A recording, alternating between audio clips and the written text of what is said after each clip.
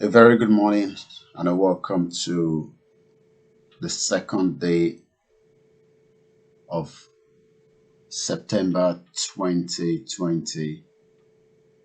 I would like to appreciate each and everyone that have joined us this morning, and I welcome you all as we are about to embark on another broadcast this morning. I'd like to wish those that have joined us so far a very good morning, and we are just going to start this broadcast in just about a few minutes. You can also share the broadcast. We are transmitting live on the Mix LR, which enables you to save a little bit of cost for those that are listening to us in Nigeria. So we will appreciate if those watching us can continue to share that link so that we can create this awareness that we want to those inside location 9, also known as Nigeria.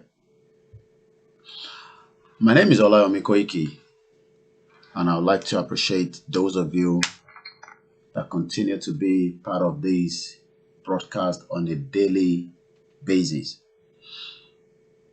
We still have a long way to go, but I so much believe that what we have started so far still have so much that we need to put together.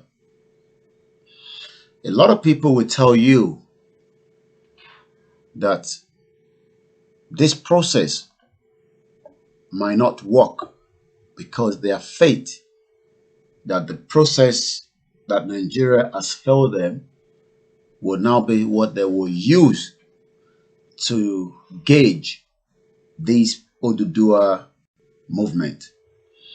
This is not a political party.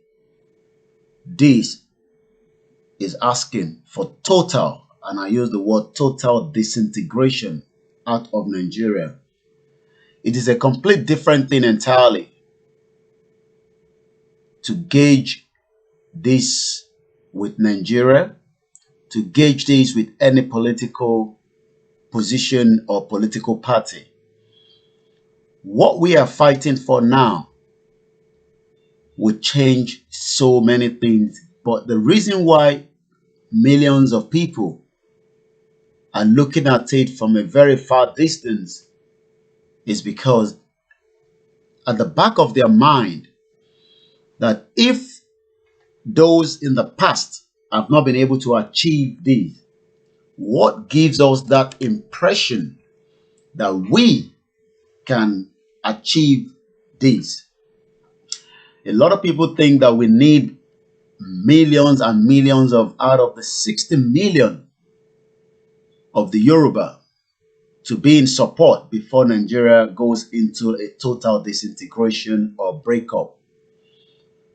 But I can assure you that we only need dedicated individuals that are ready to go along and support this particular total disintegration. Some might say, why is it then taking so long?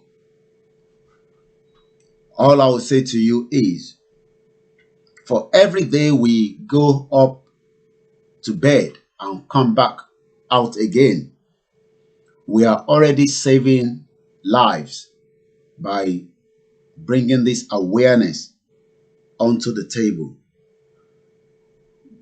Most people expect this to go in different direction.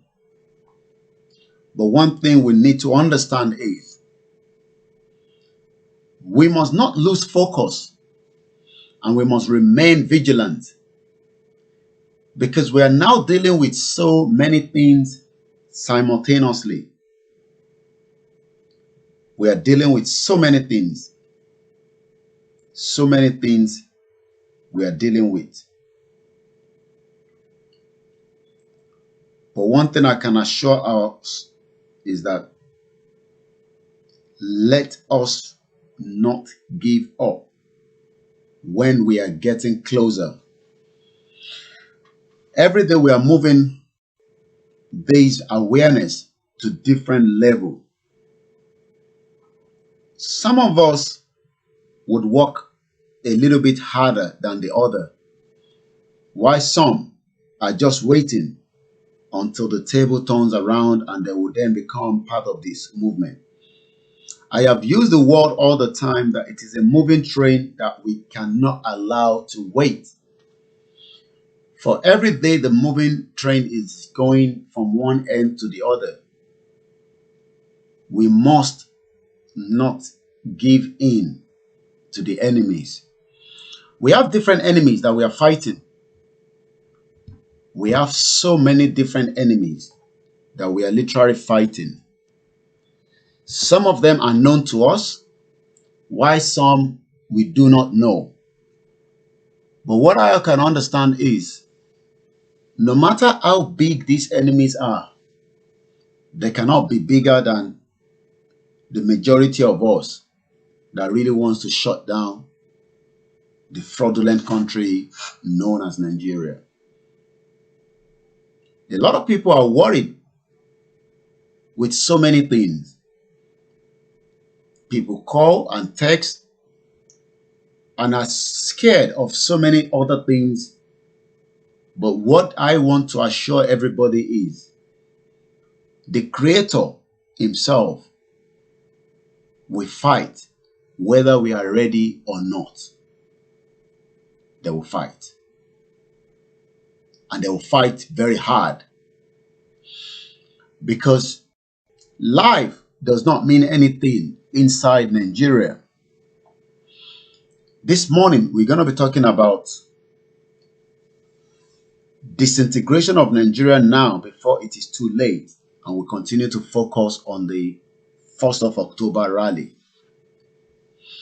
We've had different conversation, but we must not lose hope that whatever might be like something within or outside the country that you are worried about, believe it or not, Nigeria is gone. It's finished. The only thing we are doing now is to see how we will eventually get to this final part of where everybody will witness it officially that Nigeria is gone. In 1991, a lot of people never knew in January that Soviet Union will break up in December 26, 1991. That is about 29 years ago.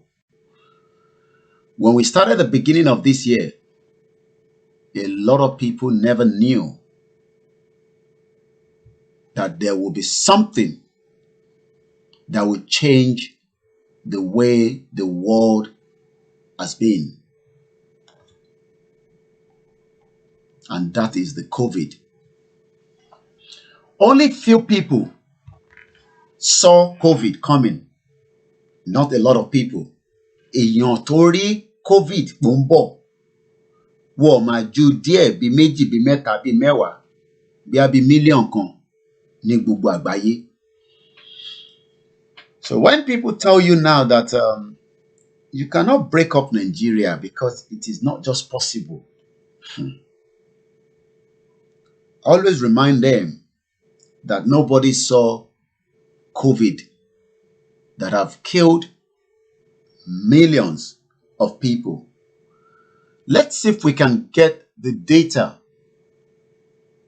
of how many people have died around the world with COVID.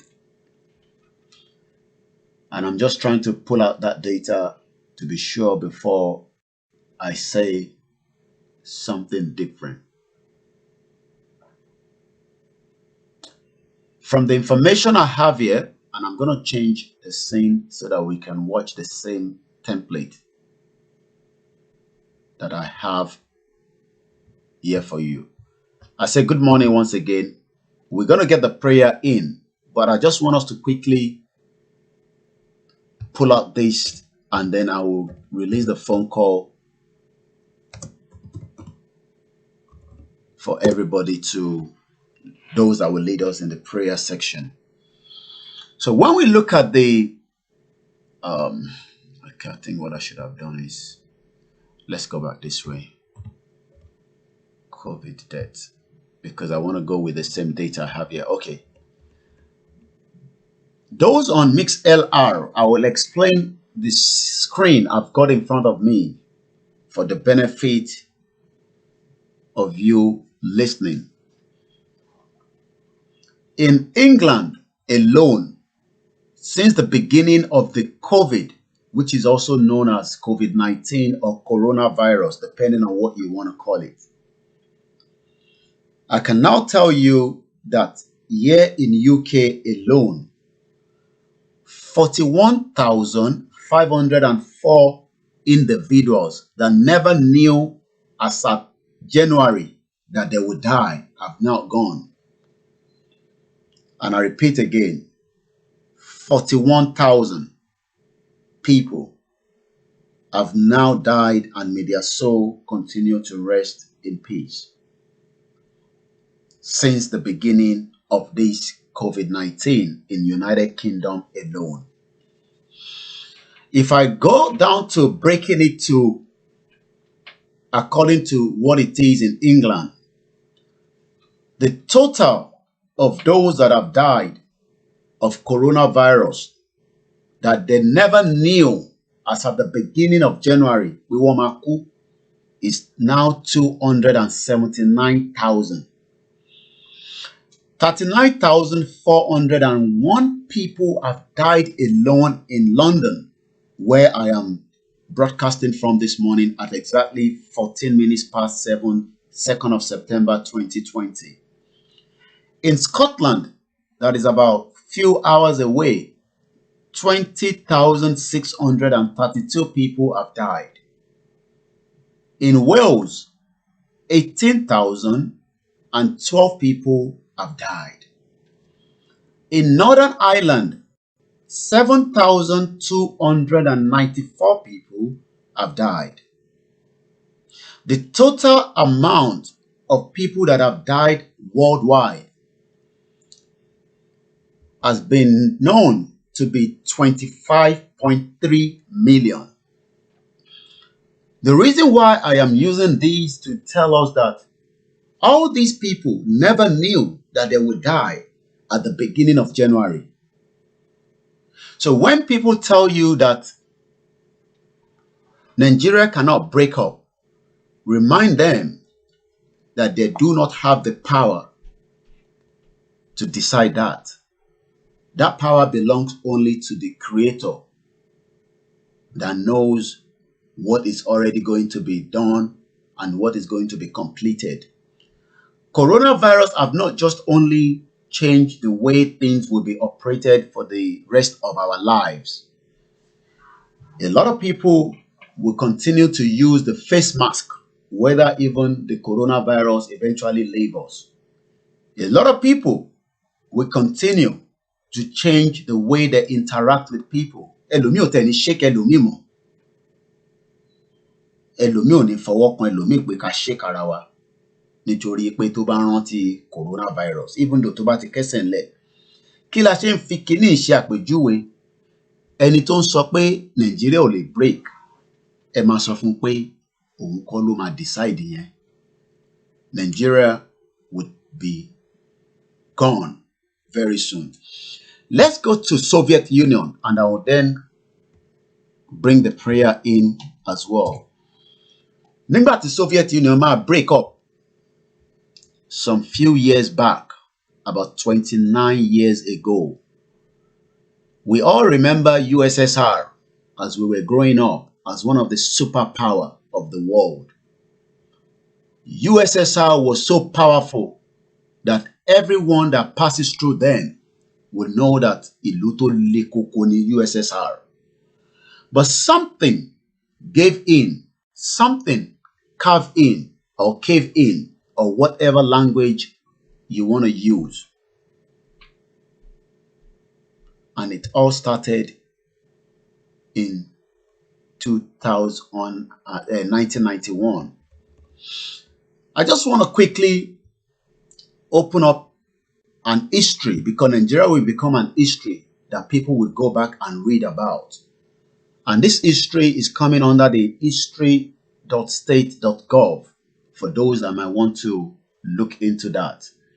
I'm going to put up the link for the COVID into our broadcast this morning so that when you are engaging people, remind them, tell them that we are going to decide nígbà tí Nigeria baba break up.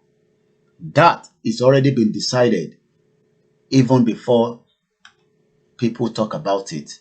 Kó tó di pé àwa bẹ̀rẹ̀ sí ń sọ, àbàwọn tó ti ń sọ, Nigeria ti break nítorí ẹni tó dá ayé àtọ̀run ó ti make that decision.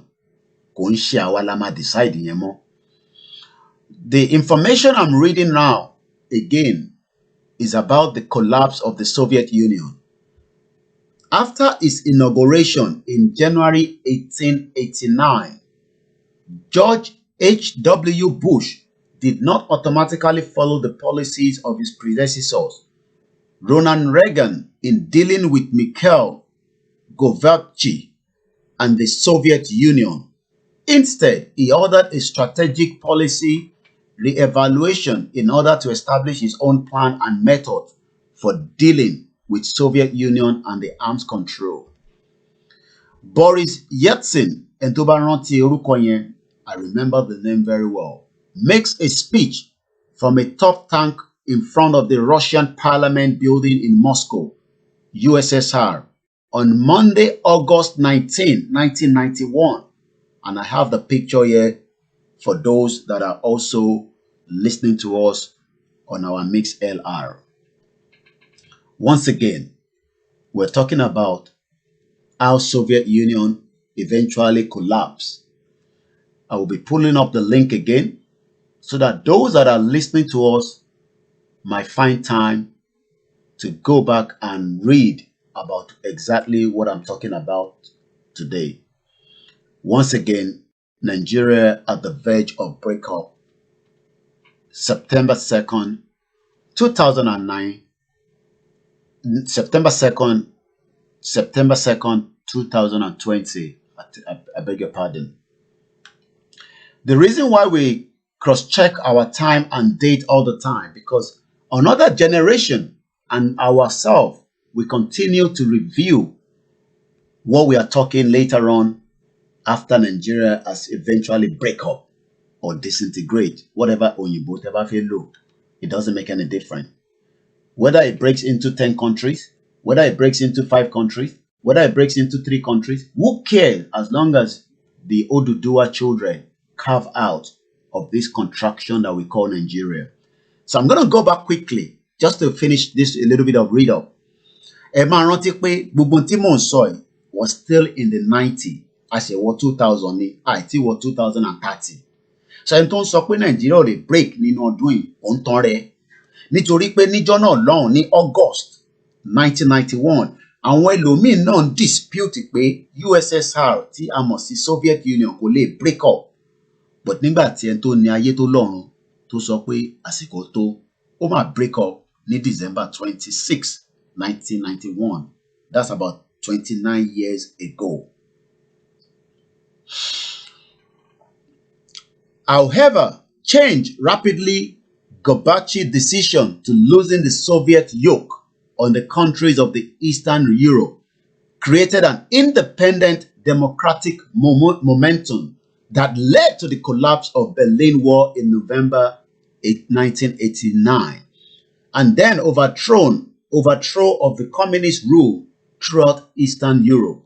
While Bush supported this independent movement, ṣe rí pé àwa náà nísìn, we do not have enough people that are supporting this our movement, but some countries will definitely support us when the time gets closer. US policy was reactive. Bush chooses to let events unfold organically, carefully, not to do anything to worsen Gorbachev's position. The same way some countries want us, the Yoruba people, to bring ourselves out, to show the world that we are ready. They want to see the organic aspect of it, not the inorganic, not èyí tí àwọn jẹgúrújẹrá tí wọ́n ṣe sílẹ̀. Wọ́n fẹ́ jẹ́ kí a dá wàhálà yìí sílẹ̀ fúnra wa kó tó di pé àwọn náà máa ṣe kí ni wá sọ́pọ́tì ìntàgbédání. Nítorí wọ́n ti rí pé until tá a bá dá dúró ni ìrọ̀rùn náà máa dé fáwọn náà, ìyẹn àwọn ìlú kọ̀ọ̀kan nìyẹn bẹ́ẹ̀. Just to finish it up quickly, remember, people are saying we go through the diplomacy route, which we're already working on. Okay, I gotta switch on it seems before we lose everything and start all over again. The laptop needs to be in power quickly, and here we go, we're good to go now. So it's now charging. Oh, it's gone. I'm not sure what. Okay, we still seem to have the broadcast going on. That's fine. But all right, we're still good to go. I thought we lost the broadcast, but we're still on. A very good morning once again to those that have joined us. So just to finish this up, why Bush supported this independence movement? US policy was reactive. Bush chooses to let events unfold organically, carefully, not to do anything to worsen Gorbachev's position. With the policy review complete and taking into account unfolding events in Europe, Bush met with Gorbachev at Malta in early December 1981. They laid the groundwork for finalizing the START negotiation, completing the Conventional Force in Europe Treaty, and they discussed the rapid changes in Eastern Europe. Bush encouraged Gorbachev reform effort, hoping that the Soviet leader would succeed in shifting the USSR towards a democratic system and market-oriented economy. And I would not just go into all the details, quite a lot of it that you can read up. But for now, I would say, as we are about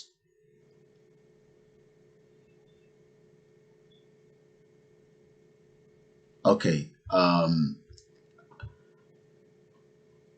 the third column.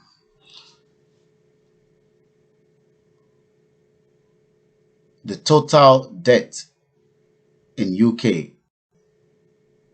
is yeah, I did mention that. I think cases. Okay, sorry about that. I think let me review that back again. I have literally mixed up the when I was talking about the COVID. So I'm going to rephrase that. The debt in England was 36,765. In London alone, we had okay, 1 minute. Okay, cases is different from the date. Okay, I can say that. I think when I was given the update, it was model up. Okay, let me rephrase that again. The total death that took place with the coronavirus in the United Kingdom, England, is 36,765 altogether. London, Scotland, Northern Ireland, Wales as well. And I think that's where I was reading the cases rather than the deaths. So I rephrased that back. All right, let me turn on the lights back on. And I believe the laptop is now going into full charge. Let's get the prayer in, and we embark now. And I say good morning to those that are listening carefully on the Mixed LR. Yes, thank you very much, my back end team, for cross-checking what I was saying there. Yes, the cases are different from the date. I've just seen that as well. So thank you very much for giving me that heads up as well. Once again, my name is Olayomi Koiki, and we now start by first playing our anthem, and then we will continue by praying, and then we start the broadcast officially. But before we do that, let us go straight and play the national anthem, not the other anthem. I'm sure when we say the national anthem, you know what I'm literally talking about.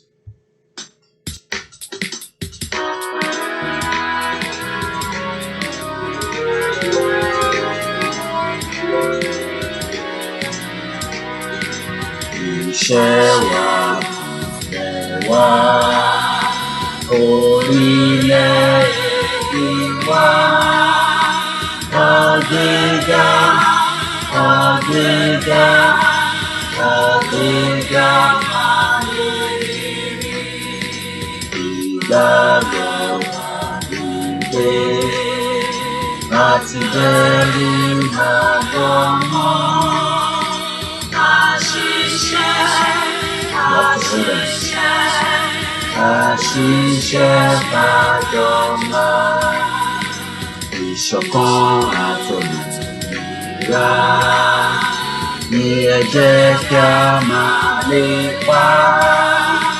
Tẹ̀síwájú ọ̀pọ̀ ire àtòhun tó dára. Ọmọ òdìdé bọ́ sípò ẹ̀tọ́ rẹ̀.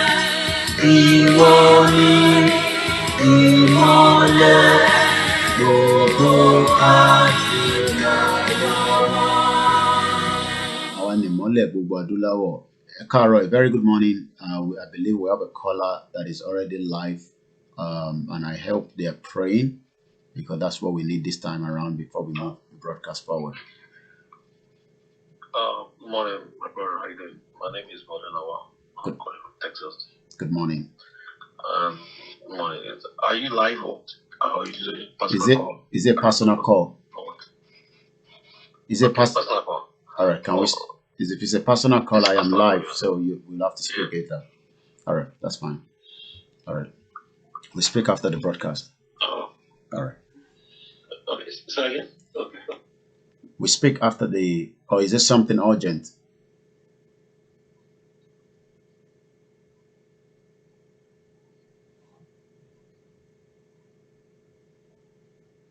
Yeah.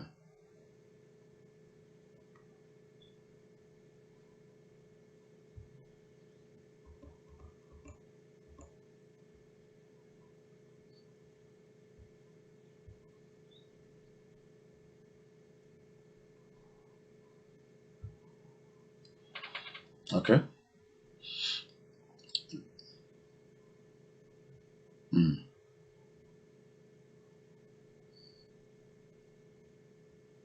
Mm.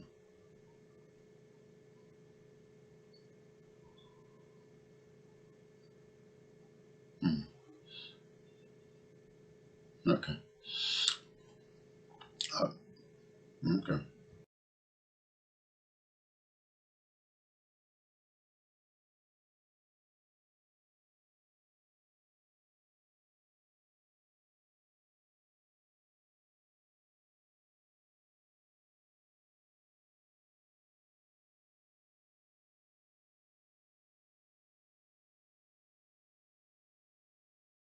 Let's get the prayer in. That was just a private call, and that's why I had to mute the mic. Once again, a very good morning, and as you join us, let's go straight to our brother in Ibadan that will lead us in the prayer this morning as we embark. Ekara. Yes, I put it, sir. Our name. Amen. Our name. Adúpẹ́ lọ́wọ́ Ọlọ́run. Adúpẹ́ lọ́wọ́ Ọlọ́run. Adúpẹ́ lọ́wọ́ Ọlọ́run tó tún jí wa sí ipò alààyè lónìí. Tí ó sọ wá di òkú, tí ó sọ wá dẹni àgbégbìn, tí ó jẹ́ ká gbáriwo ọkọ̀ fún ilé ẹnì kọ̀ọ̀kan wa. Àwa ń dúpẹ́ lọ́wọ́ Ọlọ́run pé gbogbo oore rẹ̀ lórí wa tí ó jẹ́ kó di ibà. Adúpẹ́ lọ́wọ́ Ọlọ́run pé gbogbo bá a ṣe ń rìnrìn àjò yìí tó tún ń bá wa rìn. Ọlọ́run sábà gbọ́ ọpẹ́ wa. Àwọn tó ń tọrọ lọ́wọ́ Ọlọ́run ní dídí àsìkò yìí ni a fi ọlọ́jọ́ òní bẹ̀ ni.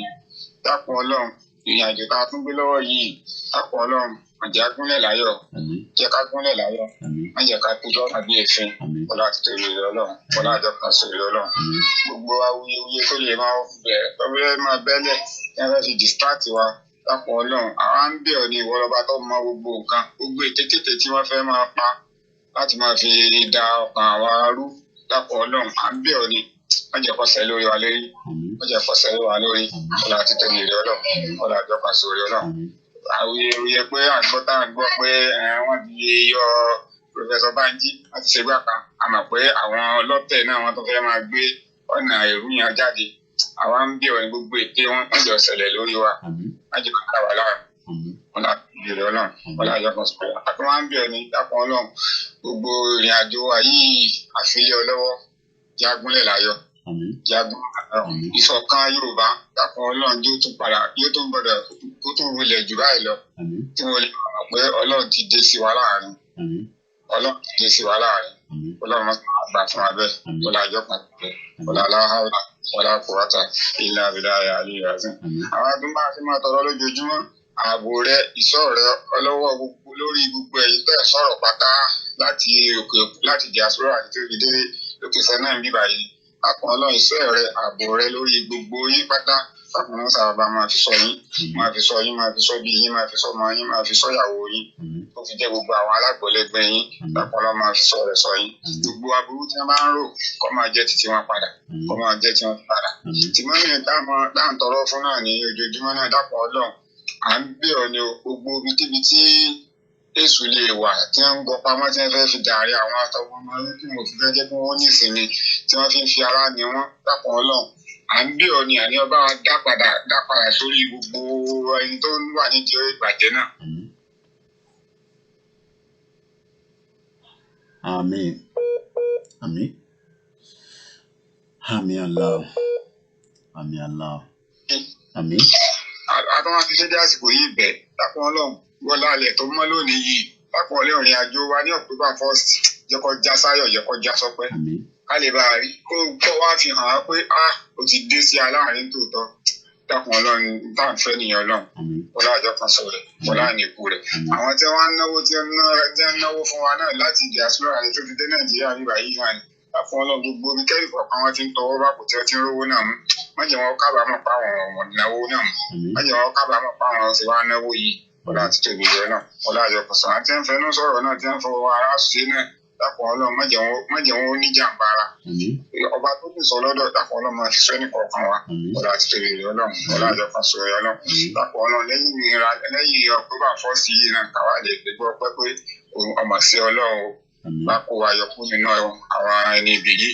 Àwọn tó ń jẹ́ ọ ní ègbé rẹ, ìbínú rẹ lórí gbogbo àwọn ọ̀tá Oòduà pátá, tilé ni, tòde ni, tí gbogbo everywhere ní dàpọ̀ ọlọ́run sára ègbé rẹ̀ dàpọ̀ ọlọ́run jẹ́ máa bá wọn wọ́n jẹ́ wọn onífọ̀kànbalẹ̀ títí táwọn ò fi gba òmìnira tiwa táwọn ò fi kú lára wọn dàpọ̀ wọn mọ̀jẹ̀ wọn onífọ̀kànbalẹ̀ látàárọ̀ dalẹ́ mọ̀jẹ̀ wọn onífọ̀kànbalẹ̀ ọlá àti tòrè ọlọ́run ọlá àjọpọ̀ sòrè ọlọ́run gbogbo àwọn ẹni gbogbo ibikíbi tí wọ́n bá wá wò tí wọ́n lè lúgọ sí tí wọ́n náà fẹ́ ṣera wọn níjàmbá tí ì sàwà jẹ́ kó máa dà lé wọn lórí jẹ́ kó máa dà wọn lórí ọlá aláhàúlà ọlá kùwàtà ìlà abẹ́lá ìlà lórí àti ọlá bismillahir rahmanir rahim bismillahir rahmanir rahim bismillahir rahmanir rahim sabbati ala billahi wa tabma agni animalu wa ma kasab sayasla nara izata la wa ma'atu wa ma talaqabi fi jidiya abdi min masajin bismillahir rahmanir rahim laqad ja'akum rasulun min anfusikum azizun alaykum bil mu'minina ra'ufur rahim fa in tawallaw faqul hasbiyallahu la ilaha illa huwa alayhi tawakkaltu wa huwa rabbul azizil azim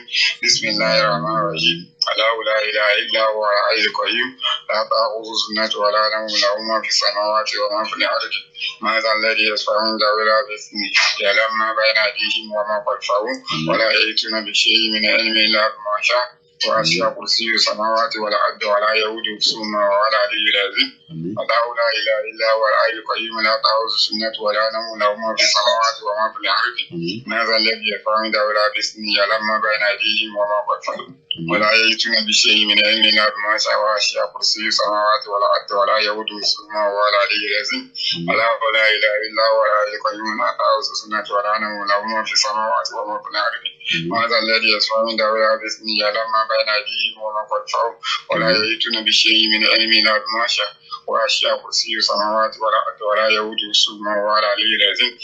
Ọlọ́run àwọn akọ́mọ̀tì ọlá dédé àsìkò yìí bẹ̀rẹ̀ gbogbo àwọn ọmọ òdùdú àpáta tí ọkàn wọn sì tí ó bò wọ́n lójú tí ó sí wọn ní ojú inú láti fi rí hàn pé gbogbo táwọn ẹni yìí ń ṣe fún aburú ni dàpọ̀ Ọlọ́run sábà bá wa táwọn jí lójú oorun sábà bá wa táwọn jí lójú oorun tó fi jẹ́ gbogbo àwọn olórí wa ní dàpọ̀ Ọlọ́run sábà bá wa táwọn jí lójú oorun wọlé àjọ pàṣẹ wala la hawla wala quwwata illa billahi al-aliyyil azim ربنا آتنا في الدنيا حسنة وفي الآخرة حسنة وقنا عذاب النار اللهم ربنا تقبل منا إنك أنت السميع الدعاء ربنا إننا تابعنا المؤمنين سبحان ربك رب العزة عما يصفون وسلام على المرسلين والحمد لله رب العالمين سورة الفاتحة بسم الله الرحمن الرحيم الحمد لله رب العالمين الرحمن الرحيم مالك يوم الدين إياك نعبد وإياك نستعين اهدنا الصراط المستقيم صراط الذين أنعمت عليهم غير المغضوب عليهم ولا الضالين آمين سبحان ربك رب العزة عما يصفون والسلام على المرسلين والحمد لله رب العالمين. السلام عليكم. As we get the first prayer in, let's get the second one in from the Christian side, and then we get the last one from our traditional prayer. Nigeria disintegration is what we are discussing this morning, and we continue to talk about the rally that is now getting closer. How prepared are you for the upcoming rally? 28 days, countdown, 19 hours, 49 minutes, 29 seconds. Where will you be on the day of the rally? What are you going to be doing on the day of the rally? Nigeria, disintegration of Nigeria is what we are discussing this morning. Let's go straight to France. Kí màmá wa fún wa ní àdúrà. Àwọn ọmọ mi wà ní France. Ẹ gbéra ńlẹ̀ mà, ẹ káàárọ̀. Ẹ káàárọ̀. Ṣẹ̀ṣẹ̀ tún wà. Àmín. Ní orúkọ Jésù. Àmín. Ní orúkọ Jésù. Àmín. Ní agbára ẹ̀jẹ̀ Jésù. Àmín. Ọba tó láyé tó lọ́run agbórúkọ yín ga. Àmín Jésù. A dúpẹ́ fáwa la tún fún ní àǹfààní àtòrí ọ̀fẹ́ lónìí láti tún rọ́jọ́ tòní. Àmín Jésù. A dúpẹ́ fún gbogbo àwọn akin àti akọni wa lójú ogun tẹ̀yin Ọlọ́run ń lò fún ìgbà àti ìran wa yìí. A dúpẹ́. A dúpẹ́ lórí gbogbo àwọn tí ẹ̀ ń lò financially àti physically. Spiritually, Olúwa gbórúkọ yín ga. A yìn yín lórí ọmọ Yorùbá kọ̀ọ̀kan, ọmọdé ni àgbà ni agbẹ̀yìndà Olúwa. Olúwa ẹ gbọ́ ọpẹ́ wa. Ọba àwọn ọba ẹ gba ìyìn wa. Ọlọ́run ayérayé. A tún ti dé lónìí o, nítorí wípé a mọ̀ pé ẹ̀yin lẹ rán wa níṣẹ́. Ẹni tó bá sì rán ni níṣẹ́, ẹni tá a ránṣẹ́ kì í bẹ̀rù ẹni tá a jẹ́ fún.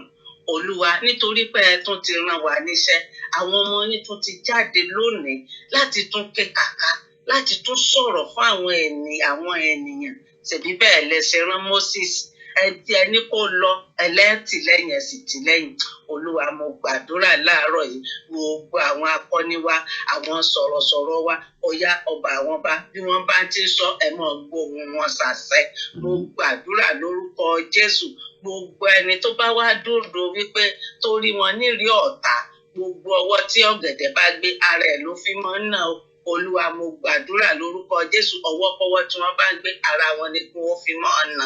Mo gbàdúrà, mo rí gbogbo ìdílé wọn sínú ibú ẹ̀jẹ̀ ọ̀dọ́ àgùntàn. Olúwa, bá mi ṣààbò lórí wọn. Mo gbàdúrà lórúkọ Jésù, gbogbo ẹ̀yin sọ̀rọ̀sọ̀rọ̀ wa, gbogbo ẹ̀yin tá ń ṣiṣẹ́ lábẹ́lẹ̀, mo gbàdúrà ẹ̀ní fọmọ ṣe, ààbò Ọlọ́run ó dájú lórí yín, ẹ̀ní mọ̀nira níbi ẹ̀ ṣe làkàkà láti rí pé kí àwọn tí ò ní kí káwọn náà dẹni tó ní, tá ń làkàkà pé kí gbogbo tálíkà kó di òmìnira. Mo gbàdúrà ara ò ní nìyín, ẹ̀ní mọ̀nira lágbára Ọlọ́run. Bẹ́ẹ̀ bá ṣe ń lù ó máa dún fún yín ni, bẹ́ẹ̀ bá ṣe ń ṣe ó máa ṣe é ṣe fún yín ni. Gbogbo ohun tẹ́ ẹ bá wí, mo sọ ọ̀rọ̀ àṣẹ sínú ayé yín lónìí. Gbogbo ohun tó bá ń tẹnu yín jáde, àṣẹ kó mọ tẹ̀lé lórúkọ Jésù. Bíbélì pé ọmọ aláṣẹ ni wá. Mo pàṣẹ pẹ̀lú àṣẹ Ọlọ́run Olódùmarè, ọba tó dáyé, ọba tó dá ọ̀run, ọba tó dá ilẹ̀, ọba tó dá ọ̀run, ọba tó ń so ohun gbogbo nínú ohun gbogbo, ọba tó dá gbogbo àwọn tó jọra wọn lójú tí wọ́n fẹ́ sọra wọn sí ipò Ọlọ́run. Mo gbàdúrà lónìí lórúkọ Jésù, ẹ ò ní mọ̀ nira. Ohun gbogbo tá ẹ bá ṣe yóò mọ̀ ṣe é ṣe fún yín ni. Bíbélì wí pé ohunkóhun tá a bá fọwọ́ wa lé, ó ní lòun Ọlọ́run ó mú un ṣẹ. Nítorí pé a ti fọwọ́ lé ohun yìí náà, a ti fọwọ́ lé wípé a ó gba ilẹ̀ òmìnira wa tí í ṣe ilẹ̀ Yorùbá. Orúkọ Jésù ó ti ṣe é ṣe fún wa, àṣẹ ọ̀run sì ti gùn. Àánú Ọlọ́run yóò wà lórí yín, àánú Ọlọ́run yóò wà lórí gbogbo ọmọ Yorùbá. Mo gbàdúrà ọjọ́ 1st of October ní gbogbo àgbáyé, èyí tá a ti fẹ́ kéde orílẹ̀-èdè tuntun lórúkọ Jésù.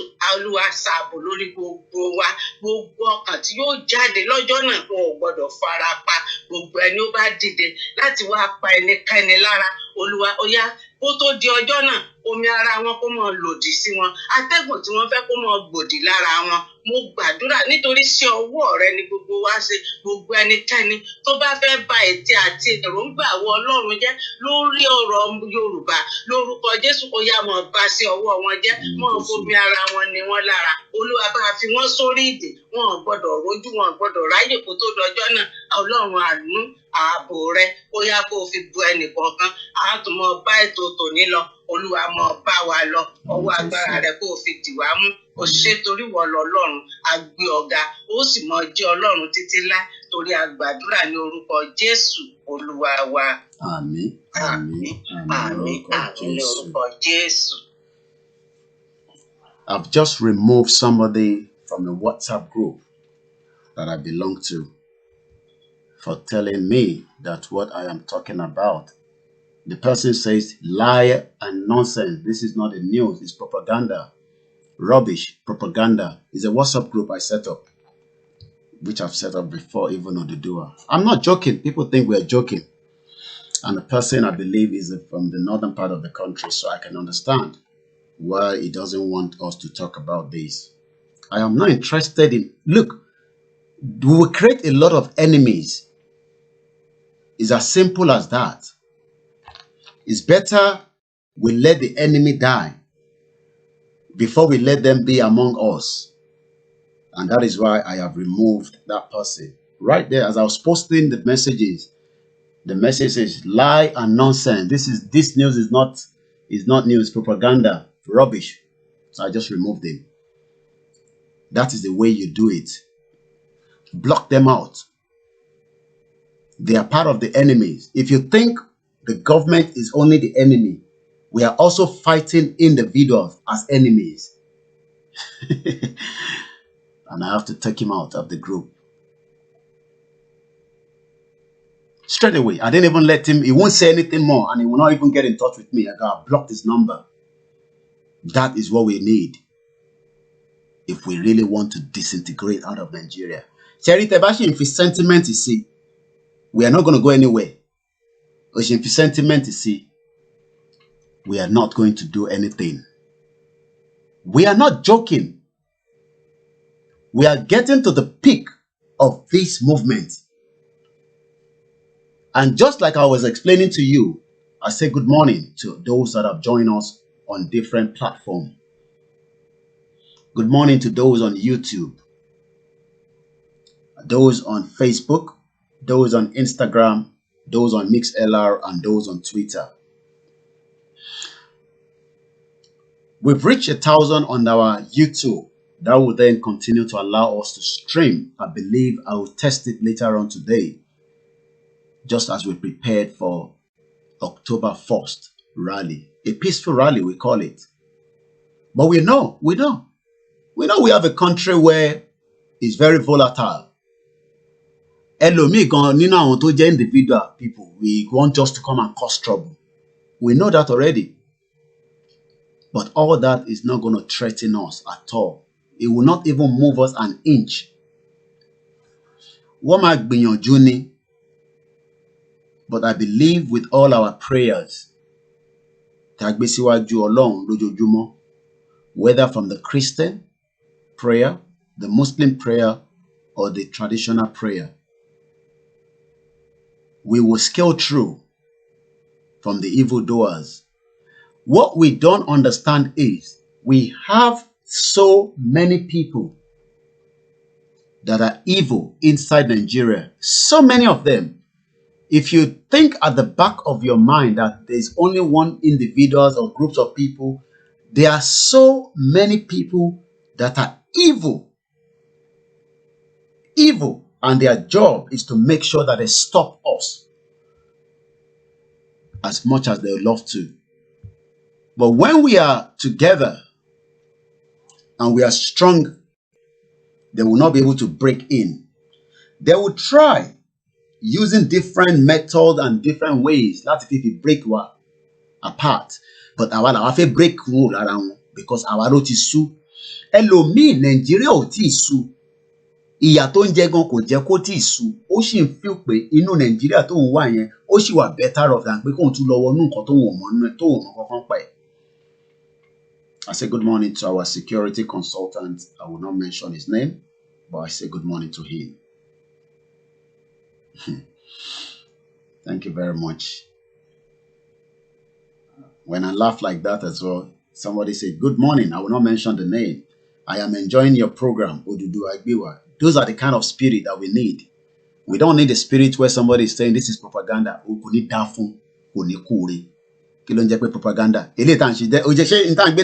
Propaganda. Ẹni tí ò tí mọ̀ ẹ lọ sọ fún wọn pé àní sẹ́ni 29 years ago as at January wọ́n mọ̀ pé Soviet Union ó máa pín ní December 26. So bí a Nàìjíríà máa pín ní October 1st, Marx sọ pé kò possible. Ẹnu tiẹ̀ kọ́ lù wọ́n máa ti sọ yẹn. Ìwọ kọ́ ni Ọlọ́run, ìwọ kọ́ ni Elédùmarè, ìwọ kọ́ ni Jesus, ìwọ kọ́ ni Ànábì.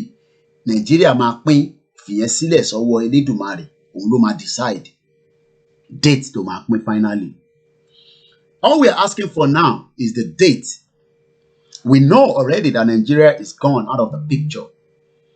But what we do not know at the moment is the date gone.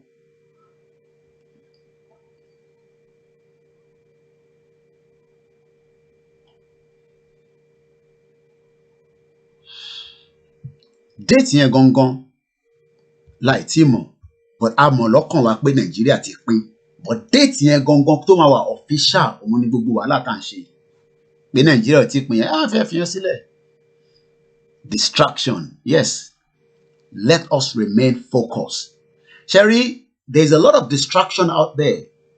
And if you don't get focused, you just our concentration now is how do we raise awareness and monitor those that are part of the problem? Those that do not want us to break out of Nigeria.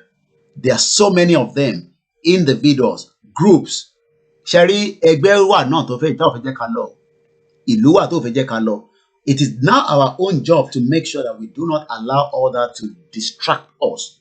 And the topic this morning is total disintegration of Nigeria.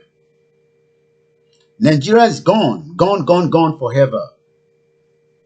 You're right, Kazim Esho. I can see my Axoba friend. I won't mention his name, but I can see him. Good morning to those that have joined us on Instagram. When we finish this Instagram, I'm going to turn the camera on a landscape so that you can see exactly everything. The way it is now, you can only see my face. But after this one that we're doing now, the Instagram, I will make sure that the camera is on a landscape. I think that is much better because I'm struggling as well. Every time I move my scene, I'm moving your camera and it's sometimes giving a bit of trouble. What do we understand by disintegration? Let's educate ourselves again this morning. Let's go to Google, which is IFA. When we talk about disintegration, let's quickly touch more on that Soviet Union. Because Soviet Union was a country that people never knew or some saw it coming. Just like we're looking at Nigeria now. So let me finish up what I was reading there. I won't go into everything, but I'm just going to touch on more. On December 25th, 1991, the Soviet armor and the sickle flag lowered for the last time over Kremlin, thereafter replaced by the Russian tricolor. Earlier in the day, Mikhail Gorbachev resigned his post as president of the Soviet Union, leaving Boris Yeltsin as president of the newly independent Russia state. People all over the world watch in amazement at this relatively peaceful transmission from the former communist monolith into multiple separate nations. Bó ṣe máa rí lágbára Ọlọ́run nìyẹn pẹ̀lú ìlú tá à ń pè ní Nàìjíríà. Wọ́n máa lower flag Nàìjíríà ní December yìí, ní October tá a fẹ́ mú yìí, ní September tá a fẹ́ mú yìí, láṣẹ Èdùmàrè. Wọ́n máa lower flag Nàìjíríà, wọ́n máa gbé flag Odùduwà wá sókè. Bó ṣe máa rí nìyẹn. Flag Odùduwà, wọ́n máa gbé wá sókè. Wọ́n máa lower ti Nàìjíríà. That contraction flag, this flag will be lowered around the world, while the Odùduwà flag will come back up. Láṣẹ Èdùmàrè. This flag, then will be lowered. I'm showing the picture of the flag for those on the Mix LR. Láṣẹ Èdùmàrè, flag yìí máa wá sílẹ̀ tí Odùduwà ló máa lọ sókè. Láṣẹ Èdùmàrè, flag burúkú yìí tí ó ti di ìbànújẹ́ ọkàn sí gbogbo èèyàn. Flag yìí máa wá sílẹ̀ tí Odùduwà máa lọ sókè.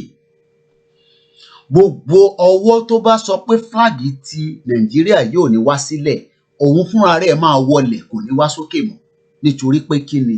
Ìlú òṣì, ìlú tó ṣàǹfààní fẹ́ni kankan látijọ́ tí wọ́n ti fraudulent dá sílẹ̀, òun ni ìlú yìí. Gbogbo ọwọ́ tó bá sọ pé flag Nàìjíríà ò ní wá sílẹ̀, ní family tèmi náà ni o, family tọ̀dọ̀ ti yín ni o, ní ìjọba ni o, ní ìjòyè ni o, ọba ni o, ìlú kọ̀ọ̀kan ni o, wọ́n máa wọlẹ̀ wọn ní wá sókè mọ́ láyé àti lọ́run tí ilé ayé máa fi tán. Gbogbo ọwọ́ tó bá sọ pé flag Nàìjíríà yóò ní wá sílẹ̀ sẹ́ ni mò ń sọ láàárọ̀ yìí. Èní 2nd of September 2020. It's exactly 7:55. Flag tá à ń wò tó ti dìbànújẹ́ ẹgbẹ́ ọkàn sí gbogbo èèyàn lára.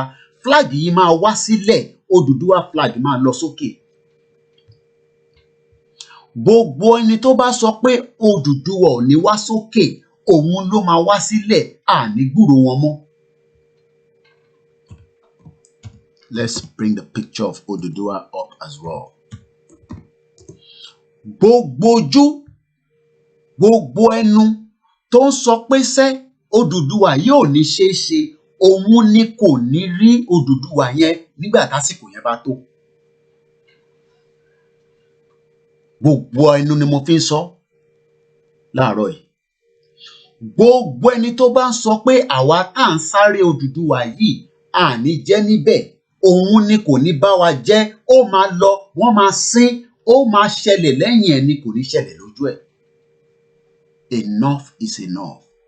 A total disintegration out of Nigeria is non-negotiable. Mo tún sọ lẹ́ẹ̀kan ṣiṣẹ́ gbogbo ẹ̀jẹ̀ tí wọ́n ti ta sílẹ̀ nínú Nàìjíríà lọ́mọ Yorùbá ni, ọmọ Ìgbò ni, àtọmọ Haúsá ni sẹ́, ẹ̀jẹ̀ yẹn máa wá dájọ́ fún gbogbo ẹni tó àníri Odùduwà yìí ṣe, wọ́n máa fẹ̀jẹ̀ tiẹ̀ náà a máa fi bọ Ògún ni. Torí pé enough is enough. We are tired of that country called Nigeria. It is a country that is cursed. It is a country that has literally not helped anybody. And the video I'm about to play now will sadden you of the negligence of this same country. Thank you very much, Prince Embassy. Mr. Koike, I just called your Instagram this morning. Appreciate. Gbogbo ẹni tí mo dárúkọ tẹ́ wà lórí platform, mo fi tọ̀wọ̀tọ̀wọ̀ kí gbogbo yín. And when we talk about Oduduwa, I will always emphasize this is not religion. It is nothing to do with religion. Don't link our Oduduwa as religion. The Christianity and the Muslim is a two different thing with our Oduduwa that we are casting for and requesting for and asking the Eledumare to make the date. Date tí Eledumare ti mú òun nìkan ló mọ̀. The date can be 1st of October that Nigeria will finally not exist. We don't know yet. Date yẹn láì tí mọ̀, but ẹnìkan á sọ pé Odùduwà yóò ní bọ́ sí, òun fúnra rẹ̀ ní kò ní bọ́ sí fún mọ́. Gbogbo tó bá ń ṣe pátápátá kò ní rí ṣe. Ó wà Nàìjíríà ni, ó wà níta Nàìjíríà ni, gbogbo kí nǹkan tó bá dáwọ́lé kò ní ṣeéṣe fún. Enough is enough. Let us end Nigeria and save lives. We are tired of that contraction called Nigeria. Country that does not have value for anybody. That is the green, white, green. The country that has become the vampire of the world, that people can no longer live a better life. That is Nigeria. Let us end it once and for all. Let us stop it once and for all, so that the next generation will enjoy, and those of us that are still alive will build it.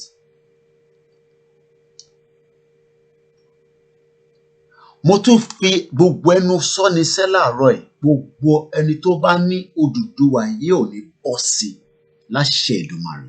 In Jesus' name. Inshallah, òun ni kò ní bá wa ṣe mọ́. Gbogbo ẹnu ni mo fi sọ.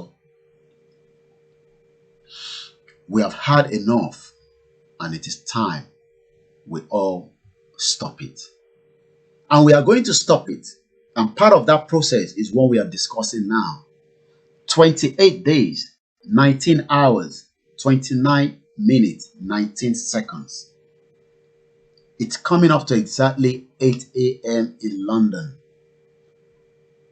We must think of having a better country ahead of the one that we are currently in right now. Once again, not even the world power can stop what is about to embark. They will try everything, but the Creator that has finished this job is telling us that not even the superpower can stop it. Nigeria at the verge of breakup. There will be a lot of people that will distract us. There will be a lot of people that will tell you it cannot be done. But let us remain resolute. Let us remain firm, strong. Because what is coming is bigger. What is coming will save the next generation. Let us touch on our poll, and then we're going to start rolling some videos in for us to look at. We have a poll that was set up. It's called a sample poll.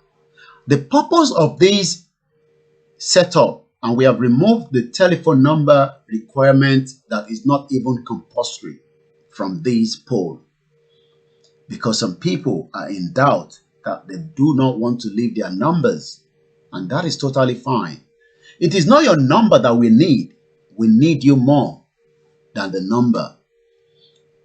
It is two polls that we have now set up parallel to each other. One of them is the one that I'm reviewing now. 13,530 of you have continued to come back every time and say you are tired of this country called Nigeria. Nigeria, yes, that is the only solution to Nigeria. It was never a country since 1914. Monkey they walk, baboon they chop. What a lawless country, the capital poverty of the world. I have always shown that. You have also reminded me to pull up that screen. When we talk about the capital poverty of the world, Nigeria is literally number one. And the question remains, how long should we stay in this contraction called Nigeria? The record that I'm about to show you will show you this every day. But it is worth to remind us that if you want us to be a country where people will respect us, I will go back to the data of 2016. In 2016, we have 84 million people in the people living in extreme poverty. That was in 2016. You would have expected that this number would go down. Rather, the number kept going up. And in 2017, the number pushed up again. People living in extreme poverty. 90,704,390 is the total amount of people living in abject poverty. Extreme, not even abject. You would expect that the country would do everything. And I believe we have a caller. Hello, sir. A caller, a cabo sorry.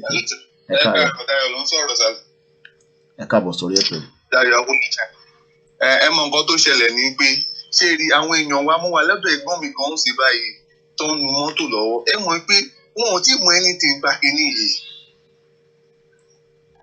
Ẹ mọ nǹkan tó ṣẹlẹ̀ ní pé ẹ mọ nǹkan tẹ́ lè ṣe fún wa sí bí a lè ṣe manual one ní Nàìjíríà tá a máa gbé lọ street by street. Èèyàn tó bá wish kó bá. A ti sọ̀rọ̀ manual yẹn. Manual yẹn ti wà ready. So bẹ́ẹ̀ iṣẹ́ ń gbọ́ ni the manual is kódà àwọn tí ń sign it débi tó ti ń dé thousands lè sìn. So tẹ́ ẹ̀ bá ní template, the template can be sent to you. Nǹkan tó ṣẹlẹ̀ ní pé nǹkan tó ṣẹlẹ̀ ní pé ibi tá a ti lè lọ gba manual we are ready to do this work. Let's go. We will send the manual. I'll send the template and see. But if you want the one that has been printed, I will work on telling you where you can get. We need the one that will be already printed so that I will have it inside my car.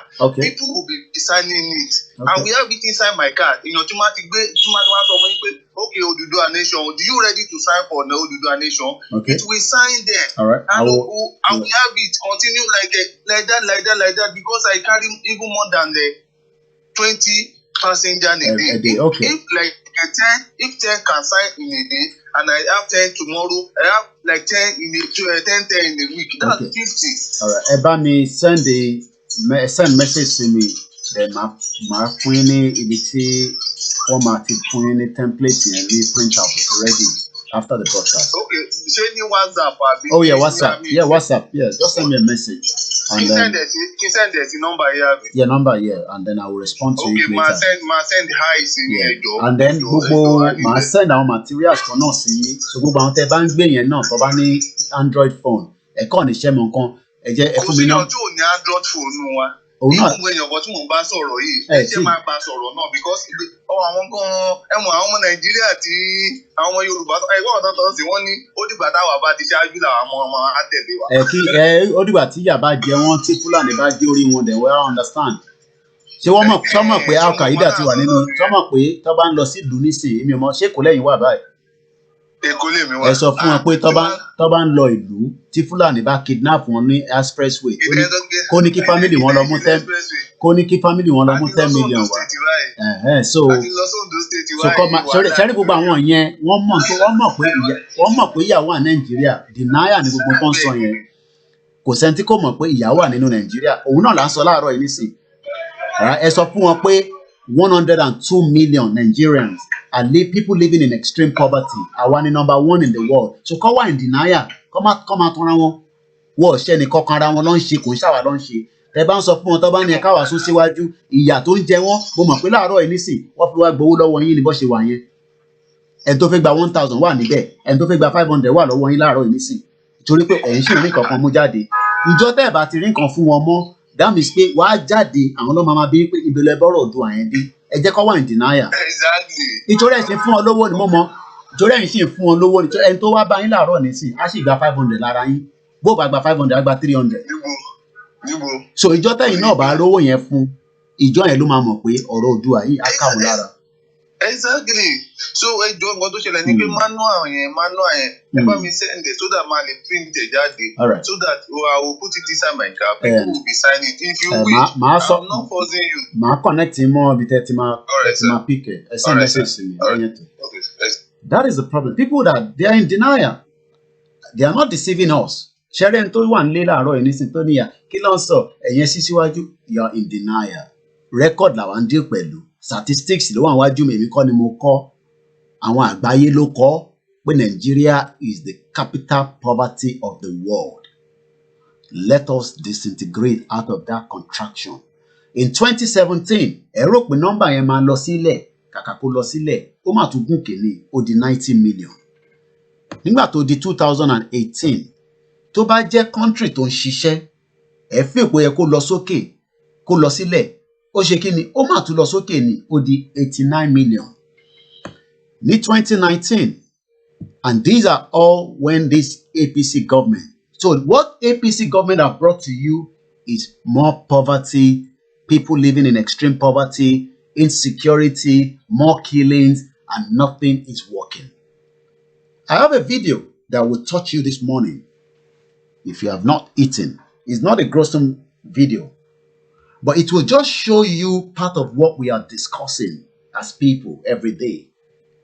Torí ẹni tó wà nílé tó ń sọ̀rọ̀ yẹn nísìn làákàyè tòun ti gbọ́n. But ẹni tó wà in denial pé ẹ̀yẹn máa ṣe lọ kàmá ó ṣì wà in denial.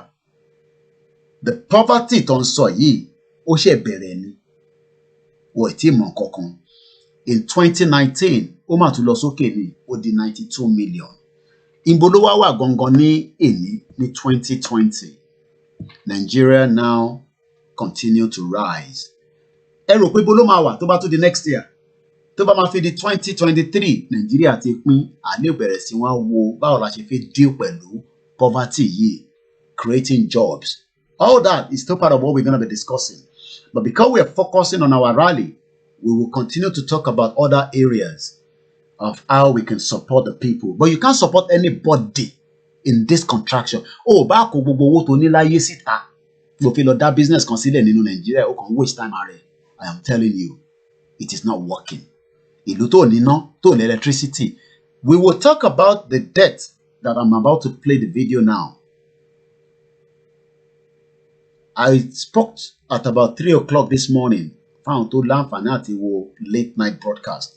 Yes, I was live at 3 a.m. this morning for almost 1 hour plus. Mo fi tọ̀wọ̀tọ̀wọ̀ kí gbogbo àwọn tó ń fi ọkàn bá lọ. Mo fi tọ̀wọ̀tọ̀wọ̀ kí gbogbo ẹ̀mí tó ń gbọ́ broadcast yìí, whether you're listening live or you will come back and listen. And I hope we are still live because my camera seems to be frozen. Maybe it's just me. Okay, that's fine. There's something we're going to play now. So we know that we are the capital poverty of the world. But the question then goes back to the poll. 13,530 people have answered. We still have people that are saying, no, we don't want a new nation. 390 people. Don't blame them. They're scared. They're worried. But they'll rather come on the social media and ask for money Nàìjíríà nìkan ni wọ́n máa ti ń gbéyàn wá sí orí Facebook pé ẹ bá wa dáwó fún ìwòsàn láti gbé lọ sí India. Do you want a new nation? 13,000 of you, 133, 97.1 said yes. 391, 2.9% said no. Do you want a Yoruba nation to stand as an independent state? Ǹjẹ́ o fẹ́ orílẹ̀-èdè Yorùbá kó dá dúró gẹ́gẹ́ bí ìpínlẹ̀ olómìnira? 13,000 of you, 107 said yes. That's about 96.9%. While 415 said no, we do not want a Yoruba nation. Àwọn wo gan ló fẹ́ Yoruba nation? Ṣé Yorùbá ni wọ́n ní àbí Ìgbò àbí Haúsá? We asked about your country of domicile. That is ìlú tó ń gbé lọ́wọ́lọ́wọ́, òun ló ń pè bẹ́ẹ̀. Which local government area do you come from? Ìjọba ìbílẹ̀ wo ni wọ́n ti wá? That is in Nigeria or Oduduwa land. What is your gender? We have now also set up another poll parallel to this. And again, it's just a sample poll. And let's see what the outcome of that is so far. Yoruba Nation is the headline. A lot of people wants to know who set up this poll. This poll was set up by Koiki Media at the beginning of this movement in June, but working with other individuals along with the poll. But I set it up because we've been told that some people do not want to sign this poll because we're meant to set it up. That I find a little bit worrying. That means people have different intention and evil mind. This poll will be used and to be delivered. Okay, I've got to be sure that okay, my screen seems to be frozen on this machine. Let me refresh and see what's going on because I'm still seeing the same. Okay, that's fine. Nigeria, Ìlú Ìbànújẹ́, suffering and smiling. Okay, good morning. Okay, my screen on that side was just frozen. Now I've refreshed it. So let's go back to it. So the next one we set up now, actually set up again. It says, poverty capital of the world, why their self-serving politicians are among the richest in the world and electorates languishing in poverty. Yet there's still election in 2020. This election in 2023, like when to ban election in 2023, they're wasting their time. Go and tell all the politicians in Southwest. Yet there's still election. Men, you need to wise up and make sense. Nigeria, ìlú ìbànújẹ́ ní Nigeria, ìlú tó ń báyàn nínú jẹ́. Àfẹn tó bá ń tan rẹ̀, tó tọ̀yàn kankan. Once again, a very good morning. 8:15 a.m., the 2nd of September 2020. The next poll we set up, a sample poll. Good morning to those that have joined us. Let us continue to also invite our friends and keep this awareness going. Do you want no election come 2023 in Nigeria? Do you want election in Nigeria come 2023? Yes or no? Do you want our royal fathers to have a say in Oduduwa movement? 89 people said no, while 535 people said yes. Àfẹ́jẹ́ káwọn ọba kó dá sí tó wà nílẹ̀. Wọ́n ti ní ká fi àwọn lọ́balọ́ba sílẹ̀ pé kó má dá sí nísìn. Wọ́n ní ká má jẹ́ kó dá sí. Àdẹ̀nà ti gbọ́. But àkọ́ní àti gbọ́ bẹ́ẹ̀ yẹn, a ní láti béèrè lọ́wọ́ àwọn tí wọ́n fi ẹ̀mí tẹ̀lé wa lọ. Oh, we have a lot of comment already on the YouTube. If your people do not know about Oduduwa Nation, you have to tell them too. Word of mouth is said to be one of the best way of advertising. I totally agree. We have another comment. Formidable facts and figures. Hopefully this will send a shock waves to the people sitting on the fence. Wishing people like you will keep your mouth shut. When they wake up, the better it will be. I applaud your boldness and conviction. Thank you very much. That is a comment on YouTube. We continue to spread around our gospel of the truth message. Sometimes, like I said, àwọn èèyàn tí kò yé rárá ló ń sọ pé Nàìjíríà ṣì máa ṣiṣẹ́. Nigeria is gone. Nigeria ò lè ṣiṣẹ́. Ṣé tó bá ní Nàìjíríà máa ṣiṣẹ́, ó kàn waste time rẹ̀. Kò sí àsìkò kankan tí Nàìjíríà máa fi ṣiṣẹ́. Ìlú yẹn ti lọ pátápátá. Nigeria ó ti lọ pátápátá. So now that we know all this, and I ask again, are you worried with the security situation in Nigeria? No election until the amalgamation. No election until Oduduwa is established. Only a bastard will go out and vote. If the person go and vote, it is mine, and the person is crazy. There will not even be an election. We won't get to that stage where there will be election. Nigeria will be gone by then. Like Bara Eledumare. Everybody would have gone on their own. The Igbo or the Biafra will be on their own. The Arewa will be on their own. If other ethnic groups want to be on their own, so be it. But the Oduduwa, no one can stop the disintegration of Nigeria. Not even the super world power. It's too late now. Once again, a very good morning. There's a video that I'm going to play in the next few minutes. I'm just preparing that. But before I play those videos, let us remind ourselves that Nigeria is getting closer to that verge where everything will crumble. They've been trying to mold it and mold it and mold it, but they know it is too late.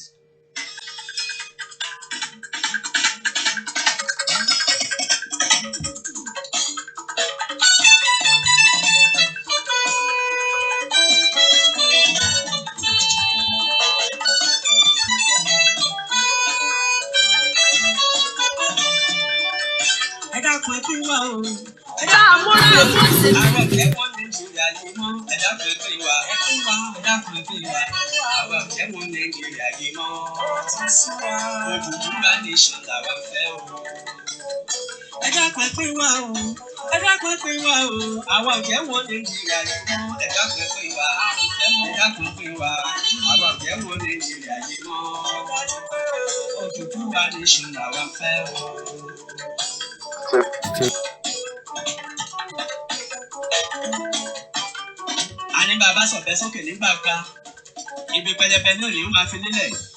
Ẹgbẹ́ òdodo ọ̀rọ̀ ní ká má sọ̀rọ̀. Ohun tó ń ṣẹlẹ̀ lórílẹ̀‐èdè Nàìjíríà ló yé onílé bẹ́ẹ̀ ló yé àlejò. Gírádúrètì tó ti ń fi pálí NYSC ṣiṣẹ́ ọ̀kadà. Ìlú Nàìjíríà tá a ti ń ṣiṣẹ́ bí erin tá à ń dìjẹ́ ìrírí. Ìlú Nàìjíríà táwọn olórí wa ti gbàgbọ́ wípé àwọn nìkan ṣoṣo ló yẹ káwọn máa jẹ̀gbádùn ìjọba àwa ara wa. Ìlú Nàìjíríà tó ṣe wípé parasitamọ́ọ̀ ló kéré jù kù sí nílé ìwòsàn wa.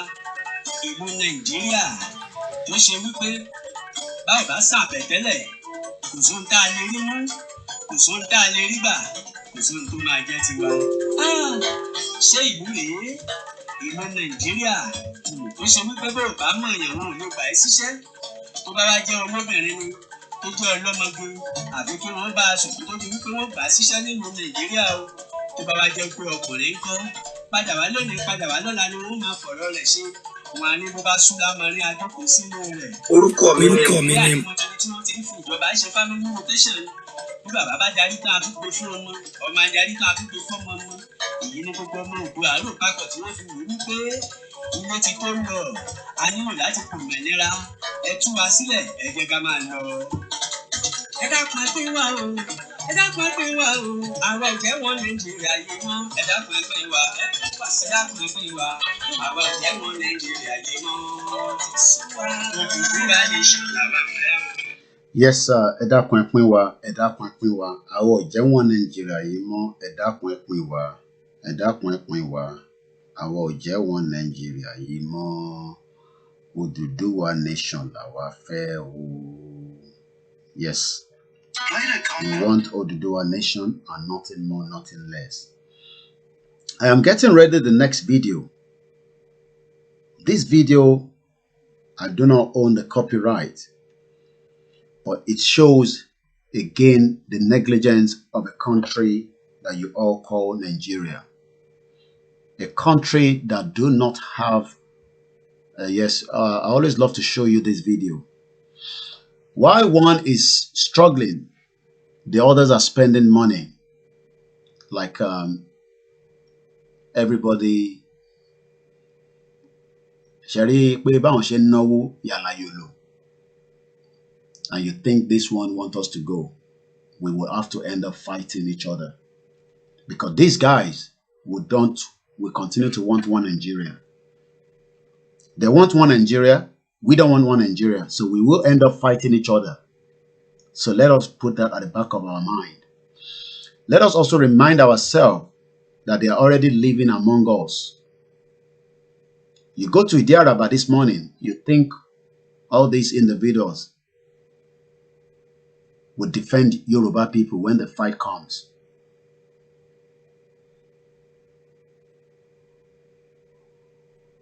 If anybody in their mind think that I want them wò ní iwájú yín tí mo fi wọ̀n yín, right? We defend Yoruba people when the fight starts in Idiaraba. You better think again. If you think that these individuals, right? These people that you are watching in Idiaraba this morning on this video, if you think they will be the one to defend you when the war or the fight comes up, you better think otherwise. I am telling you. You better think otherwise. You better think otherwise, because these ones will only defend the Fulanis or the Hausas. They will not defend you. They will not defend you. So think about that. Just think about it. I am telling you now. Let's go into our video that I'm ready to play in just about a few minutes. I was just preparing it.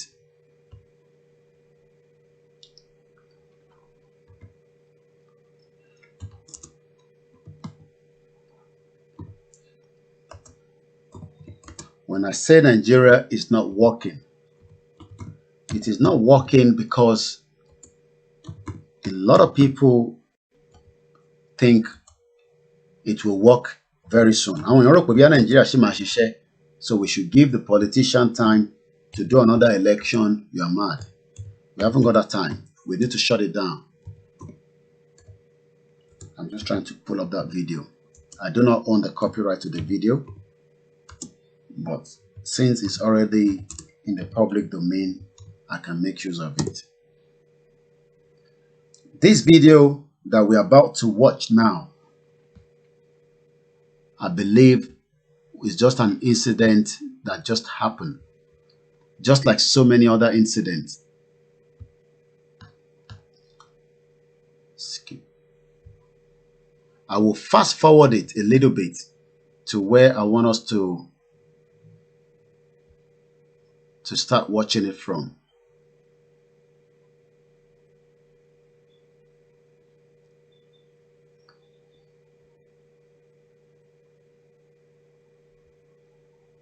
Nigeria at the verge of breakup. Let us stop it so that the next generation will at least know that we tried. If you say it does not concern you, oh, this is not the one I'm looking for. Let's go back again.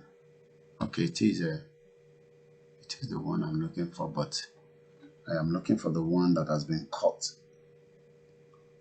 Or is it the same thing? Okay, it is the same thing. But I want us to, okay, I think this is what I need. Okay.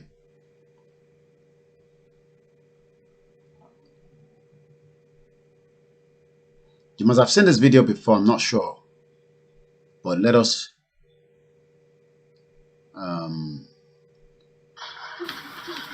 Ó níyà bí? All on it.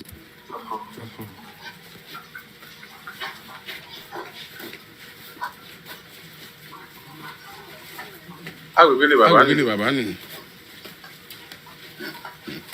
Agbègbè bàbá ni. Honda. Ǹjẹ́ fẹ́ fi hàn wádà.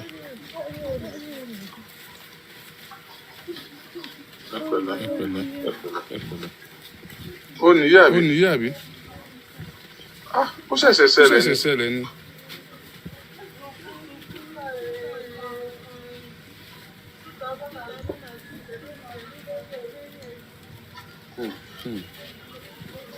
Kí lorúkọ ìtẹ̀sí síbí? Pẹ̀lú mi. Ẹ pẹ̀lẹ́ màmá. Ẹ pẹ̀lẹ́. Ẹ̀gbọ́n rẹ̀ tó kọ́kọ́. Kí lorúkọ ẹ̀gbọ́n rẹ̀?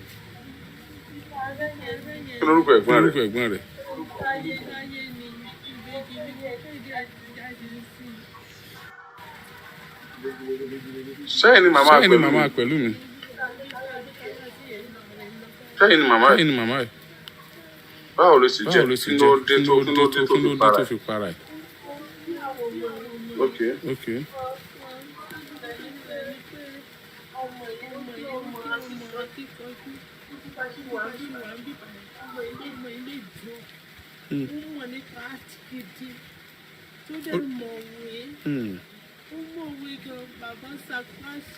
Sound. Let me pause it because I forgot. I realized that I was playing it directly. Can people hear the sound from Facebook? Because nobody's saying anything. So that means there's a sound coming through. I've muted it now, but was the sound coming out earlier on? Because I was meant to be playing it from the phone. Because I'm not sure whether our sound is coming out from the it happened in Alagbado. Yeah, that's fine. But I want to know. Okay, the sound is coming out. That's good. Okay, that's fine. Because I didn't realize that. Yes, I can hear the sound. Okay, that's fine. Okay, so I'm gonna go ahead with it. Those on the Mix LR, I hope you can hear the sound as well. I'm gonna play it back again and then we continue. That's fine. Thank you very much, Collins and Adedayo. All right, let's go back.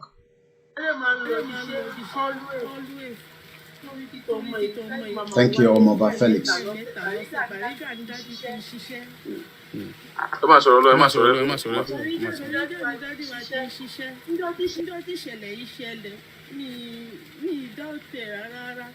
Around 11 o'clock, it was Sunday. Daddy was sheep on my sorrow. Má kẹgbẹ́ ṣàánú mi, mo fẹ́ kó tẹ̀ jáde, tó bá tẹ̀ jáde school start, tó ń ṣe bí tàwọn ẹgbẹ́ ẹ̀, wàá lè mú mi kúrò nínú ìyà yìí, kó máa ṣe kò sí iṣẹ́ kò sáàbọ̀, káfíńtà ń dádì wá, wọ́n lè kanlé, wọ́n lè bíìdì ilé, wọ́n kanlé fún ara wọn, kò síṣẹ́ láti ìgbà tí ìṣẹ̀lẹ̀ yẹn ti ṣẹlẹ̀, tí táyé tó ṣẹlẹ̀ ńgbà yẹn, torí sẹ́ẹ̀tì wọn ti sọnù, gbogbo ìgbà yẹn wọ́n gẹ́ẹ̀tì ara wọn mọ́. Ifá Ọlọ́run ní kí n dúró tí wọ́n ó fẹ́ dàbí pé mẹ́mórì wọn ò fẹ́ wọ́n òkè mọ́. Ìgbà tó ń sọ̀rọ̀ lọ́wọ́ ọ̀pọ̀lọpọ̀ àdúrà àti ṣọ́ọ̀ṣì tí mò ń lọ àwọn yẹn ló ń sá sí mi náà help mi pé kí dúró ti bàbá yìí kì í ṣe ẹni tí mo lè fi sílẹ̀ o. Ṣé mo gbọ́dọ̀ dúró tí o? Ààrẹ èèyàn help wà fún Ọlọ́run bó ṣe jẹ́ nìyẹn dájú. Ó dẹ̀ ti ṣẹlẹ̀ tán. Àwọn mo ní èmi ṣẹ̀ṣẹ̀ fẹ́ wọn ni. Kí ló pa ọmọ yẹn? Eléyìí ń fúnra rẹ̀ ló mú sniper. Ń fúnra rẹ̀ ló mú. Kódà ẹni tó rí ní sísá tí tó lọ rà ló sọ fún mi pé òun rí bó ṣe dress ẹ̀rọ tó bóyá ó ń ṣiṣẹ́ ọ́fíìsì ni ọmọ 17 years. Kí ló dé tó fi mú sniper? Bó ṣe lọ rà á tọ́lẹ̀tì ló ti mú. Ó dẹ̀ ṣe ra mo ń wò pé kí lọ́mọ yìí rí tínú ẹ̀ dùn báyìí. Kí ló ṣẹlẹ̀ pẹ̀lú mi? Ó pò yìí inú ilé tó ń jó níjó yẹ. Ó fẹ́ gbé àbúrò ẹ̀ kékeré mo ní bó ṣe ẹ̀wẹ̀ fún náà jẹ́ kí n wọṣọ fún tí bá wọṣọ fún wàá gbé. Àṣé níwà ó ti mú kíní ìyọ̀ rẹ̀ dì. Ó ti jàjẹ́ nínú. Àwọn tẹ́nàtì wa ní mọ́mí ẹ máa bọ̀ ọ́ pẹ̀lú mi máa bí mo ní ṣé kìí ṣe kó lóyún. tó bá lóyún tètè jẹ́wọ́ fún mi kí n mọ ibi tí màá sá sí ṣé o pé kò sí iye ń bí ṣàánú mi o wọ́n jẹ́ kí tèmi gbé wọ́n máa rò pé bóyá mi ni mo fún ẹ ní nǹkan nísìnyí ọ̀tọ̀ nìkan tí gbogbo ayé máa sọ ṣàánú mi èmi kọ́ ni mo kí ló jẹ ọmọ ìkànnì ọmọ tẹ́nàtì wa lónìí ó ti mú kílípà mú ní kí ló jẹ́ bẹ́ẹ̀ wọ́n ní kí ní òògùn ẹ̀fọ́ wọ́n ló wá dà wọ́n láwọn ò rí wọ́n ní ẹnu ẹ̀ ń rùn bọ́yá ẹ ló bá mi ra epo wá kó ṣe epo ìsú nìyẹn epo pupa adu dáàdì wa dẹ̀ jí dáàdì wò tí ì dé bàrígà ní ṣọ́ọ̀bù wa bó ṣe ń dùn ó ṣáà ní kí tó bá fi epo sí kò wálé pẹ̀lú dé mọ́ mo ní ẹ má jẹ́ kó pẹ̀lú dé o kó má lọ ó ṣáà ń bí ó bá ń bí mo ní ẹgbàá mi ẹjọ́ àwọn ọlọ́kadà àrọ́ ọlọ́kadà onímọ̀rúwá àárí kankan onírúkìlẹ̀ ilé ẹgbàá mi. Note that section. Let us not get it twisted. People commit suicide around the world. And if I look on the Google, I have made the video. I'm going to come back to it because there's something I want us to highlight quickly on that video. For the benefit of those that do not understand Yoruba, I'm just going to summarize it. I think one of the family of this woman, she's not a daughter, has drank a poison. That is how far I can summarize it. So at least you have an idea what we're talking about. So, but don't get it twisted that there is not enough people that are committing suicide around the world. So I just want to look at UK, where I'm living. Okay. I'm going to pull up that information. But before I pull up that information, she said something about not finding they're looking for Okada to take her to the hospital. There's another video I'm going to play after this one that indicate that there is a problem in Nigeria and we must shut it down to save life. We must disintegrate, because even if anybody wanted to commit suicide, as at the time that they noticed this, they could have made a phone call to 999. Well, I'm not in Nigeria, but that is what we use in UK. So what I'm going to do is I will reverse or rewind it a little bit more. I'm going to tell you that in UK, the Samaritan that is open 24 hours. Let me just make sure I know what I'm talking about, because we like to talk about statistics and records.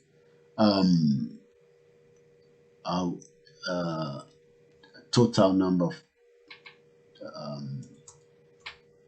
I want to tell us so that Nigeria commit suicide. No. People commit suicide. So let us not mix twist it up. But what we want to find out is the record. Okay, we have a call that is coming through. Hello, sir. Carol. Send the manual for me. Okay. I send the message in WhatsApp. Okay. And you know the funniest thing, sir? Yeah. I just get to my street now. Okay. Telling people about this thing. Yeah. None of them know about this thing. And the funniest thing is that our time no phone. Most of our Yoruba time no phone.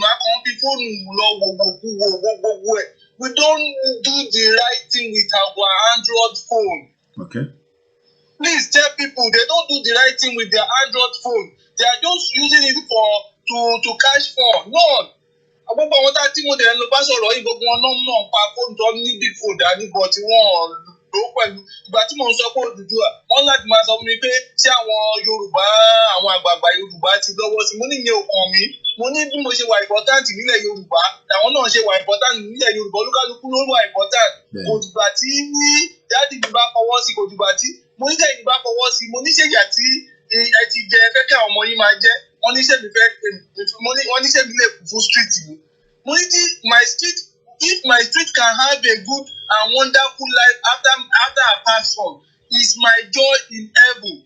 It's not because I want to eat, I want to build house today. That's why I cannot die for my country. No. But if mo concern ní pé ẹjọ́, mo ti sọ fún àwọn yẹn sí báyìí, if I have that form, all people in my street ready to sign.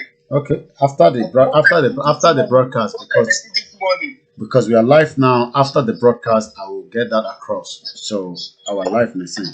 So okay, sir. So mo lè pè yín so that mo lè pè yín after this thing so that we talk better. Please, we need this thing. I can move from one street to another to share this thing to give people form. Even now, I'm going to send it to my brother in Akure. And I know that most of the elders in Akure, most of them is a politician. Okay. And he have already been praying for breaking of Nigeria for so long. Okay. Aláwọn tó ń ṣiṣẹ́ fún Alákùrẹ́, ẹ jẹ́ ká sọ̀rọ̀ lẹ́yìn ètò so that you can get it. Because we're live now, and then the call is holding us onto the information that we're trying to explain to people here.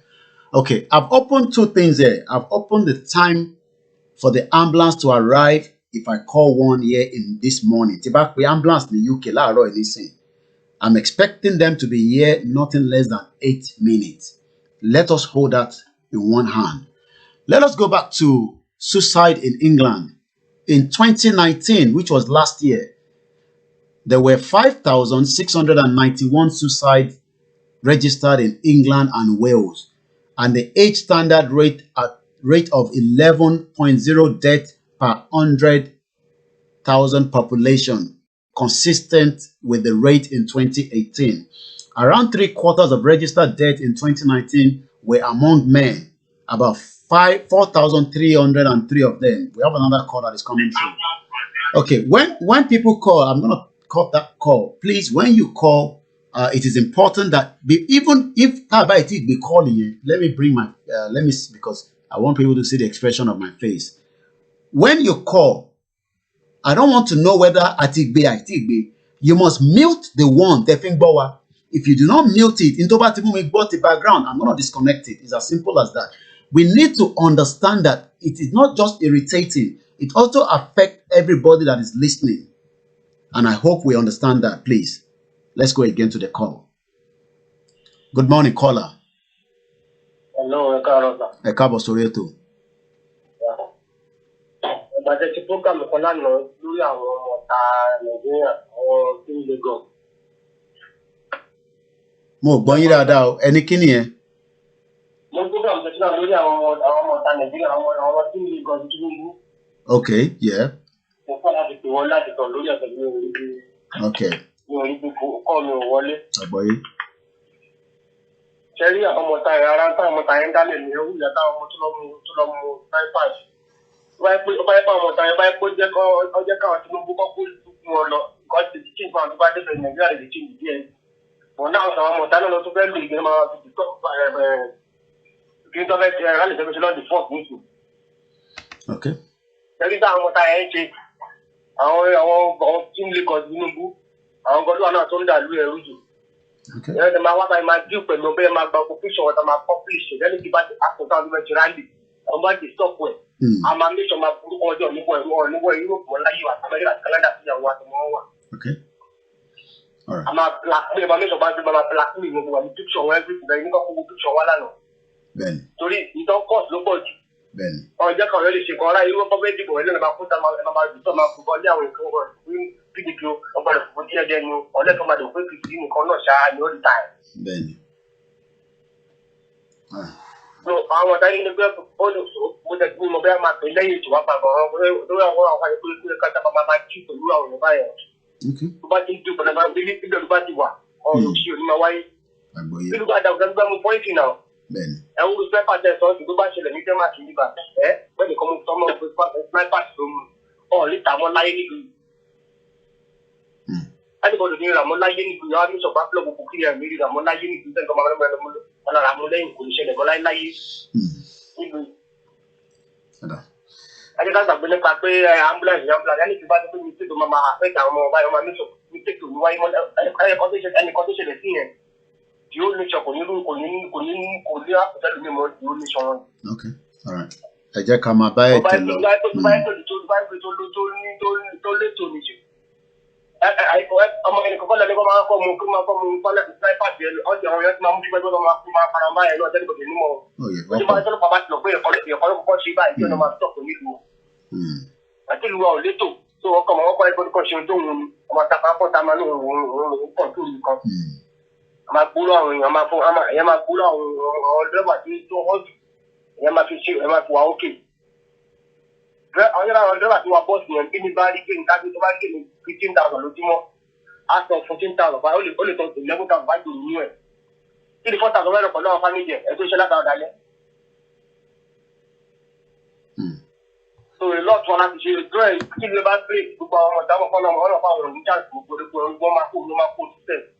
Àtúrà ìyọ́n ṣe ń try láti máa kọ́fà dáàdì wọn olóògbé dáàdì wọn tó ń tẹ̀lé kiri tó ń fight fún káàkiri.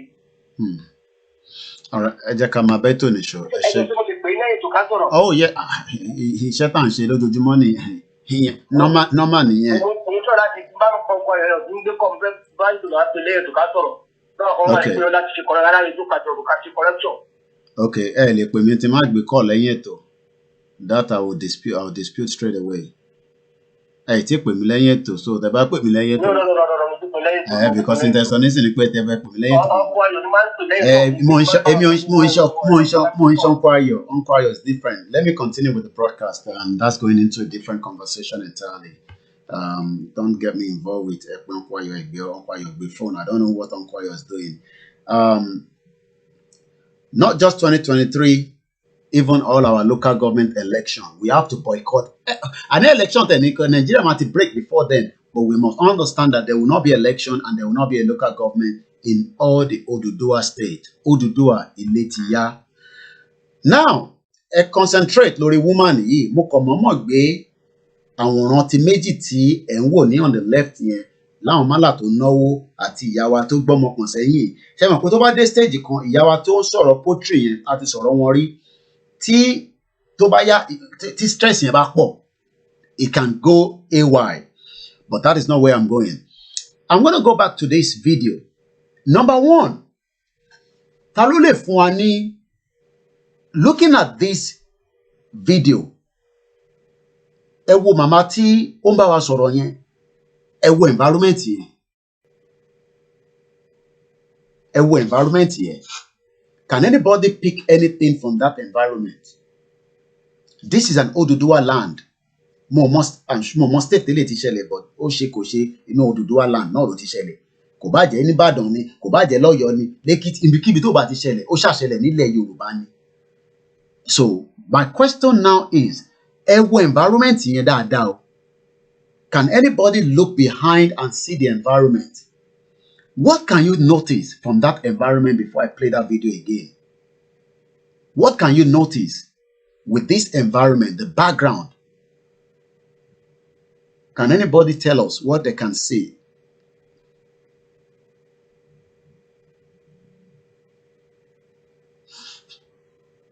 Okay, we are not seeing any comment coming through. So that's fine. Maybe people are already upset with the video. Should I stop playing the video? Because sometimes things get emotion a little bit. Okay, it is in Lagos. Okay, thank you.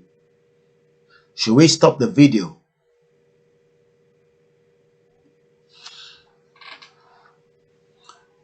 Everybody get a little bit emotion, and I can understand. Maybe we should stop the video.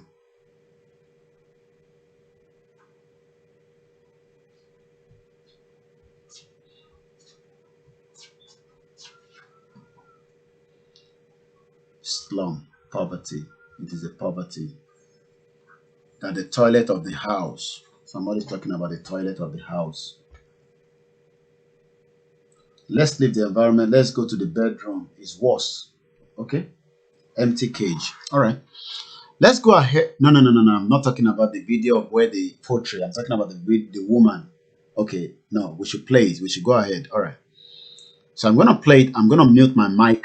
We're going to roll the video a little bit, and then we'll come back into the conversation.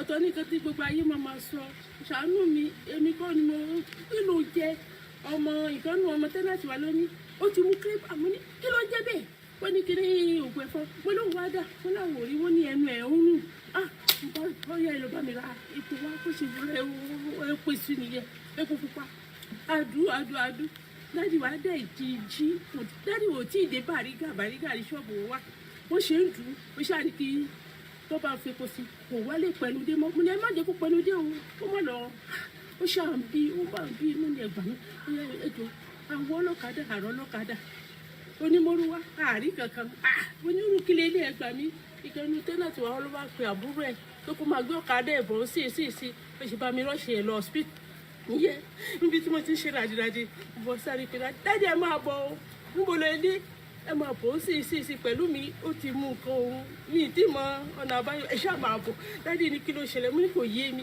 ẹ máa bọ̀ ẹgbẹ́ ẹ nìyẹn tó mo ní báwo la ṣe fẹ́ ṣe. ẹ máa sọ̀rọ̀ yìí.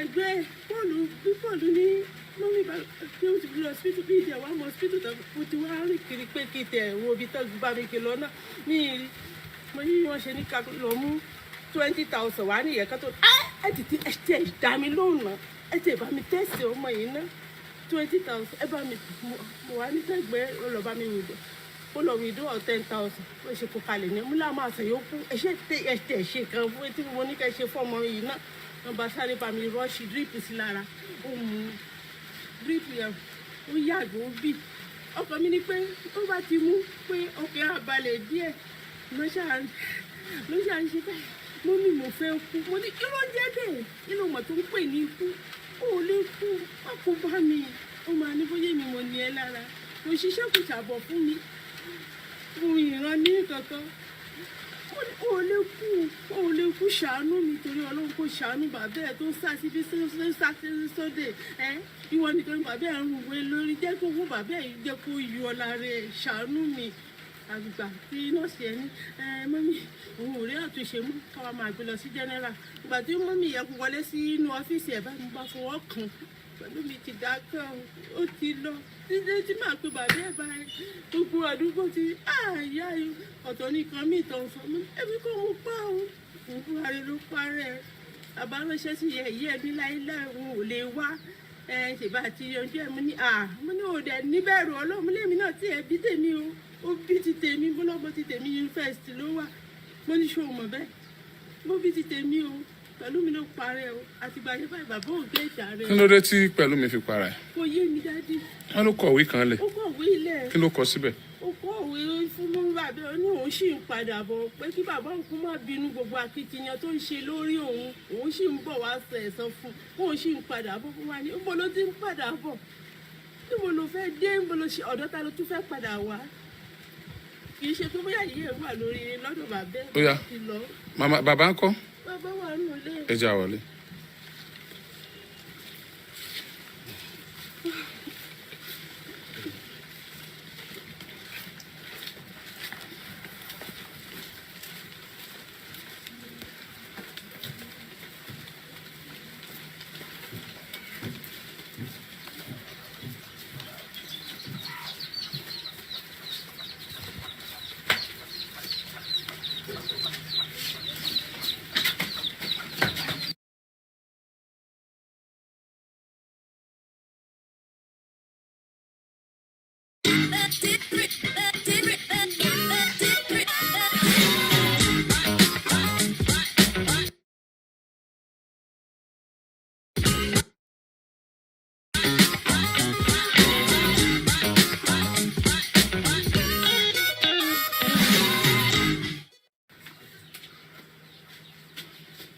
Bàbá ṣébí lẹ́ ń sùn.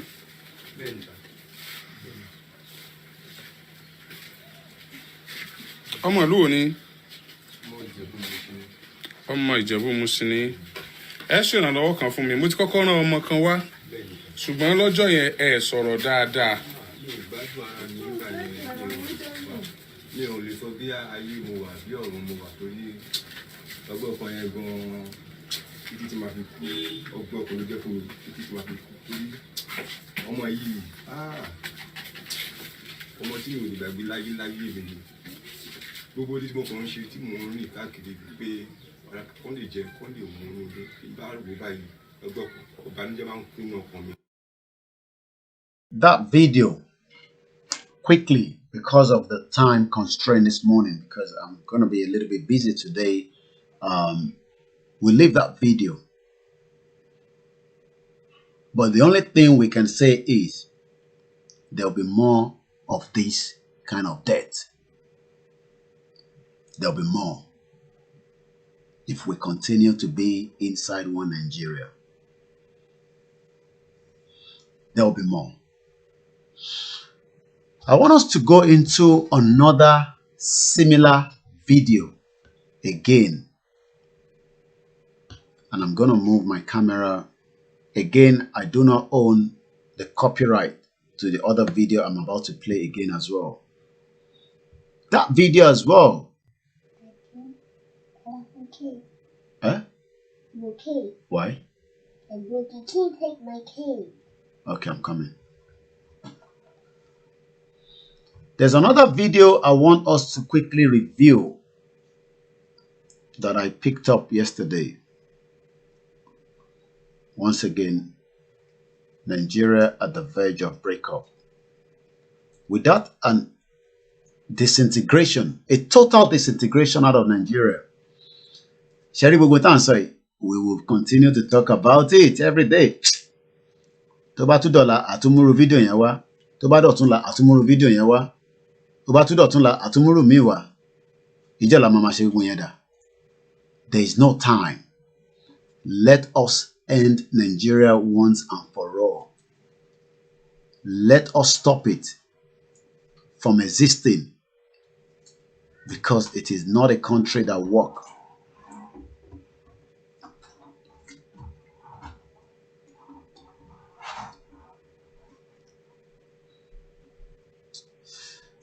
I don't know where that video is. We had it yesterday during our broadcast yesterday, or the early hours of this morning rather.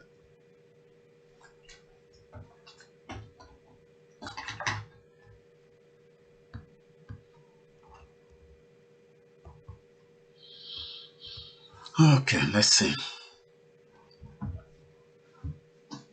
Let me see if I can pick it from here. Okay, that's it. I found the video. Oh my Lord, so many of them. I need to go back up.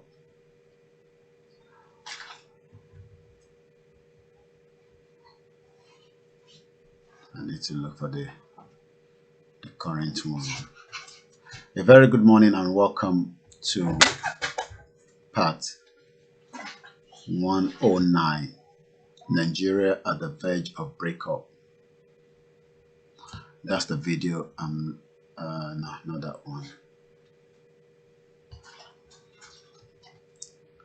If we do not stop Nigeria, we will come every day and stop. We will come every day and be showing you things like this.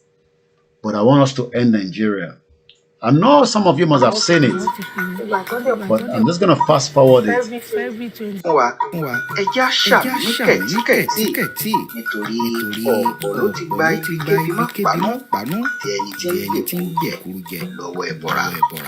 Irú wọn ni arákùnrin tí ìròyìn kàyéfì BBC News Yorùbá àtọ̀tẹ̀ yìí ìdálé lórí.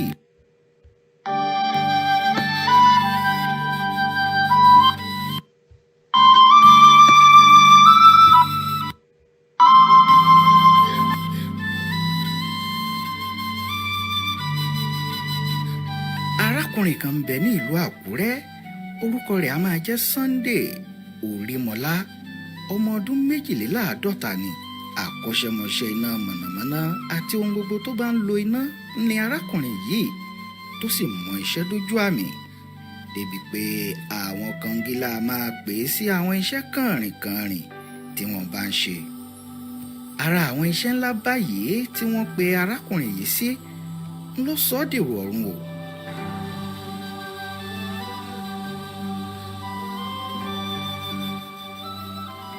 Ètò ìdàgbàsókè àwọn ohun èlò lẹ́ka ẹ̀kọ́ kan wà èyí tí ìjọba lórílẹ̀‐èdè Nàìjíríà ń gbéṣe káàkiri, níbi tí wọ́n ti ń kọ́ àwọn kíláàsì fún àwọn ilé-ìwé alákọ̀ọ́bẹ̀rẹ̀ àti girama èyí tí a ń pè ní àkànṣe iṣẹ́ SUBEB. Mo mọ̀ pé ó ṣeé ṣe kí ẹ̀yin náà ti rí ọ̀kan tàbí méjì rẹ̀ láyìíká yín. Irúfẹ́ kíláàsì yìí ni ìjọba fẹ́ kọ́ sí community primary school tó wà ní ìletò kan èyí tí a ń pè ní Omi Aláfà. omi aláfà tí à ń sọ̀rọ̀ rẹ̀ yìí wà lábẹ́ ìlú Ìfọ̀n ní ìjọba ìbílẹ̀ Ọ̀sẹ́ ìyẹn ní ìpínlẹ̀ Oǹdó. Ìrìn àjò bíi 40 ìṣẹ́jú sí wákàtí kan ní láti ìlú Àkúrẹ́ tí í ṣe olú ìlú ìpínlẹ̀ ọ̀hún. Iṣẹ́ kọngílá iléèwé yìí ni wọ́n gbé fún arákùnrin kan tí orúkọ rẹ̀ ń jẹ́ Ayọ̀rìndé Abíọ́lá Ọláwuyì, ṣùgbọ́n ẹnjìníà ni wọ́n sábà máa ń pè é. Ẹnjìníà Ayọ̀rìndé Ọláwuyì yìí ń ló pe Sunday Orímọlá pé òun lòún fẹ́ kó bá òun mójútó iṣẹ́ à ń fa iná káàkiri kíláàsì tuntun èyí tí wọ́n ṣẹ̀ṣẹ̀ kọ́. Ìgbà tí wọ́n fẹ́ lọ ṣe iṣẹ́ yẹn wọ́n lọ ibi iṣẹ́ kan máa yẹn ní iṣẹ́ síta ó pè wọ́n sí iṣẹ́ yẹn so ìrọ̀lẹ́ nígbà tí wọ́n á ṣe tán ní máa yẹn wá ní kí wọ́n tètè máa lọ pé torí wọ́n fẹ́ wá investigate iṣẹ́ yẹn ní ọjọ́ Monday so bọ́lẹ̀ ṣe máa ń ṣe iṣẹ́ yẹn ni wọ́n máa ń lọ ọjọ́ kejì wọ́n á sùn mọ́jú wọ́n á ṣe lóru wọ́n á máa bọ̀ ní àárọ̀ ọjọ́ kejì so wọ́n pé kán àwọn tètè lè ṣe iṣẹ́ yẹn lálẹ́ wọ́n ti ṣiṣẹ́ yẹn tán so wọ́n máa ń sùn sí inú skul yẹn kì í ṣe àwọn nìkan gan gbogbo àwọn oníṣẹ́ yẹn lọ́jọ́ máa ń sùn sí inú skul yẹn bẹ́ẹ̀ iṣẹ́ títí wọn nìkan ló dẹ̀ pé wá láàsì ní ọjọ́ yẹn so ìgbà tán dẹ̀ ṣiṣẹ́ tán wọ́n ti ṣiṣẹ́ yẹn tán lálẹ́ pé wọ́n sùn bí wọ́n máa bọ̀ láàárọ̀ ọjọ́ kejì wọn ni wọ́n fẹ́ lọ yàgbẹ́ tí ìrántí dẹ̀ wá. Inú Sunday àti aya rẹ̀ dùn pé àdúrà gbà tọrọ kọ́bọ̀ tó bá yọ ń bẹ̀ yóò tún gbọ́ bùkátà. Bí ọdún 7 sí 8 sẹ́yìn ni Sunday gbé aya rẹ̀ Fọlákẹ́mi níyàwó. Nígbà tí ìṣẹ̀lẹ̀ yìí sì ṣẹlẹ̀ Elédùà ti fi ọmọbìnrin kan ta wọ́n lọ́rẹ o. Gẹ́gẹ́ bí iṣẹ́ rẹ̀ Sunday mú iṣẹ́ yìí lọ́kùnkúndùn tó sì ń bá iṣẹ́ náà lọ wẹ́rẹ́wẹ́rẹ́ kí ó tó di ọjọ́ burúkú èṣù gbomimu yìí ìyẹn ọjọ́ 23 oṣù kejì ọdún 2020 tá a wà yìí. Electrician ni wọ́n láti bẹ̀rẹ̀ ṣe electrician náà ṣe tẹ́rí tó dẹ̀ dá mi lójú dáadáa tí gbogbo nǹkan tó fi ṣiṣẹ́ tó dẹ̀ wà lọ́dọ̀ mi àti gbogbo picture tó ń yà even ìgbà gan tó ń bẹ̀rẹ̀ iṣẹ́ yẹn picture tó ń yà níbi iṣẹ́ yẹn wọ́n mú wá tí mo rí so mo electrician ni wọ́n láti bẹ̀rẹ̀ láti padà tí mo rà so tyler bricklayer electrician àti carpenter àwọn mẹ́rẹ̀ẹ̀rin náà jọ ń ṣiṣẹ́ yẹn bẹ́ẹ̀ iṣẹ́ ọkọ mi nìkan ló wà kù lọ́jọ́ yẹn. Kí ló dé tó fi jẹ́ pé alẹ́ ni arákùnrin Sunday máa fi ń ṣe iṣẹ́ àti pé ṣé ìgbà àkọ́kọ́ rẹ̀ rèé? Ìbámọ̀ kó má ti lọ lọ́jọ́ yìí. Sunday dágbére fún ìyàwó àti ọmọ rẹ̀ pé ó dàárọ̀ bí òun bá parí iṣẹ́ òun yóò jí dé lówùúrọ̀ ọjọ́ kejì. Àmọ́ ṣá ọ̀rọ̀ kò rí bẹ́ẹ̀ mọ́ o. Sunday dé ibi iṣẹ́ lálẹ́ ọjọ́ náà ó ṣiṣẹ́ rẹ̀ gẹ́gẹ́ bí ó ti máa ń ṣe é èyí táwọn olóyìnbó ń pè ní as usual. Nígbà tó dé tó ṣe díẹ̀ ló bá ní pé kí òun dáwọ́ tilẹ̀ kí òun ṣe gá. Sunday bá wọ inú igbó yìí èyí tó wà lẹ́yìn ilé ìwé tó ti ń ṣiṣẹ́ lọ àfi tako.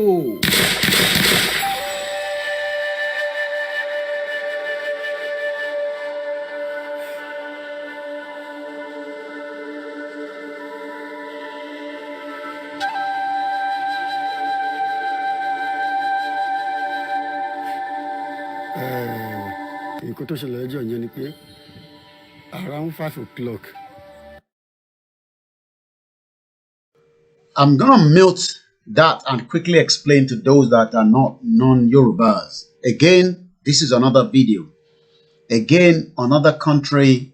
Again, another incident for the negligence of not just the country, but negligence of any one of us that do not stop Nigeria now, because there will be more and more of these that would happen eventually. It is an electrician that has gone to work, but as you know, it is only in Nigeria that you go out. Your tendency of coming back home is very, very slim. Bó bá jáde kúrò nílé ní Nigeria. That is why the diaspora goes home, but they are already in the prayer mode. Wọ́n ti ń gbàwẹ̀ látọ̀sẹ̀ méjì kó tó lọ sí Nàìjíríà. Nàìjíríà nìkan ló bá fẹ́ lọ ní gbogbo àgbáyé tí o máa kọ́kọ́ lọ sínú prayer mode àbí kó pe àfáà àti imam àti pastor àtàwọn aláwo àti babaláwo ẹ bá máa ṣàdúrà o It is only in Nigeria. A lot of Nigerians or Yorubas, whatever you want to call it now, have traveled around the world without thinking that something negative would happen. Even though ìlú tó ń lọ yẹn ó ní danger nínú, ẹlòmíì lọ ìlú mi. But brain ò lè think pé ìlú tó ń lọ yẹn ewu máa wà níbẹ̀. But it is only in Nigeria that you are going home that you know that there's a lot of danger waiting for you. Location 419. A very good morning to those that have joined us around the world as we continue to talk about the total disintegration out of contraction called Nigeria, a zoo. Again, continue to review the environment. If the Facebook shut down, I will come back because I don't know what is going on, but I'm getting some kind of messages on my system here. But in case, just be rest assured that we will go back again and start it again. For those on the Mix LR, this is an environment of a man that worked in a school as a contractor. There's nothing wrong in that. We know that we are hardworking, but we don't have a system that supports that hard work. And if this man, tí ó jẹ́ electrician yìí, tó bá jẹ́ pé ìlú òyìnbó ló wà, tó kọ̀ lọ ṣe test bí méjì, tó fún ní certificate level 1, level 2, á máa jẹ mùlá lọ ni. Kò ní wá fẹ́ lọ lo toilet, á wá jẹ́ inú igbó school ló máa lọ lo toilet. Ibi tí mo lọ gangan nìyẹn o. In tó fa ikú arákùnrin gangan ni mo fẹ́ mú jáde yẹn o. Okay, it looks like we got a call and I'm gonna... Okay, when you call, I will disconnect you if I hear another sound coming at the background. You will have to call again. In tó bá ti mú yín fẹ́ pè, ìtẹ̀ fi ń gbọ́ wa yẹn, àti gbé o, àìtí gbé o, ẹ láti mute.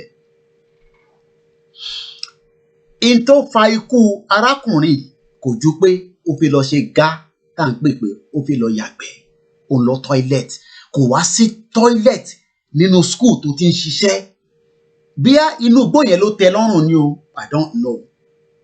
Bóyá toilet inú school yẹn bí wọ́n ti fi kọ́kọ́rọ́ tì ní, I'm not there. Àmọ́ o, bàbá yìí máa gbéra wọnú igbó, ó ń ṣe gá lọ́wọ́, àfi wọ́n bá yín níbọn mọ́lẹ̀ níbẹ̀.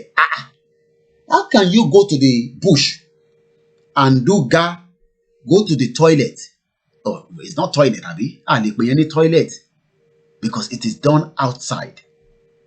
Do you know that Nigeria has also overtaken India as the country that use toilet outside? You want me to show you? Let me quickly pull that statistics up because I deal with country that has no toilet, and I'll put, let me just put toilet. No, I think the word I'm looking for is defecation. Yeah, that's the word I'm looking for, defecation. Countries. Ìlú wo gan ni wọ́n lò in tí mò ń wá gangan ni mo ti rí.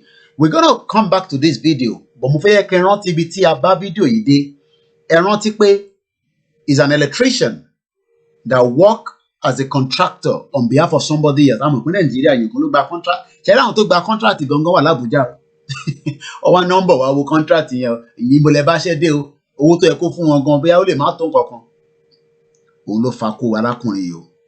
But ẹ rántí ibi tí fídíò yẹn dé.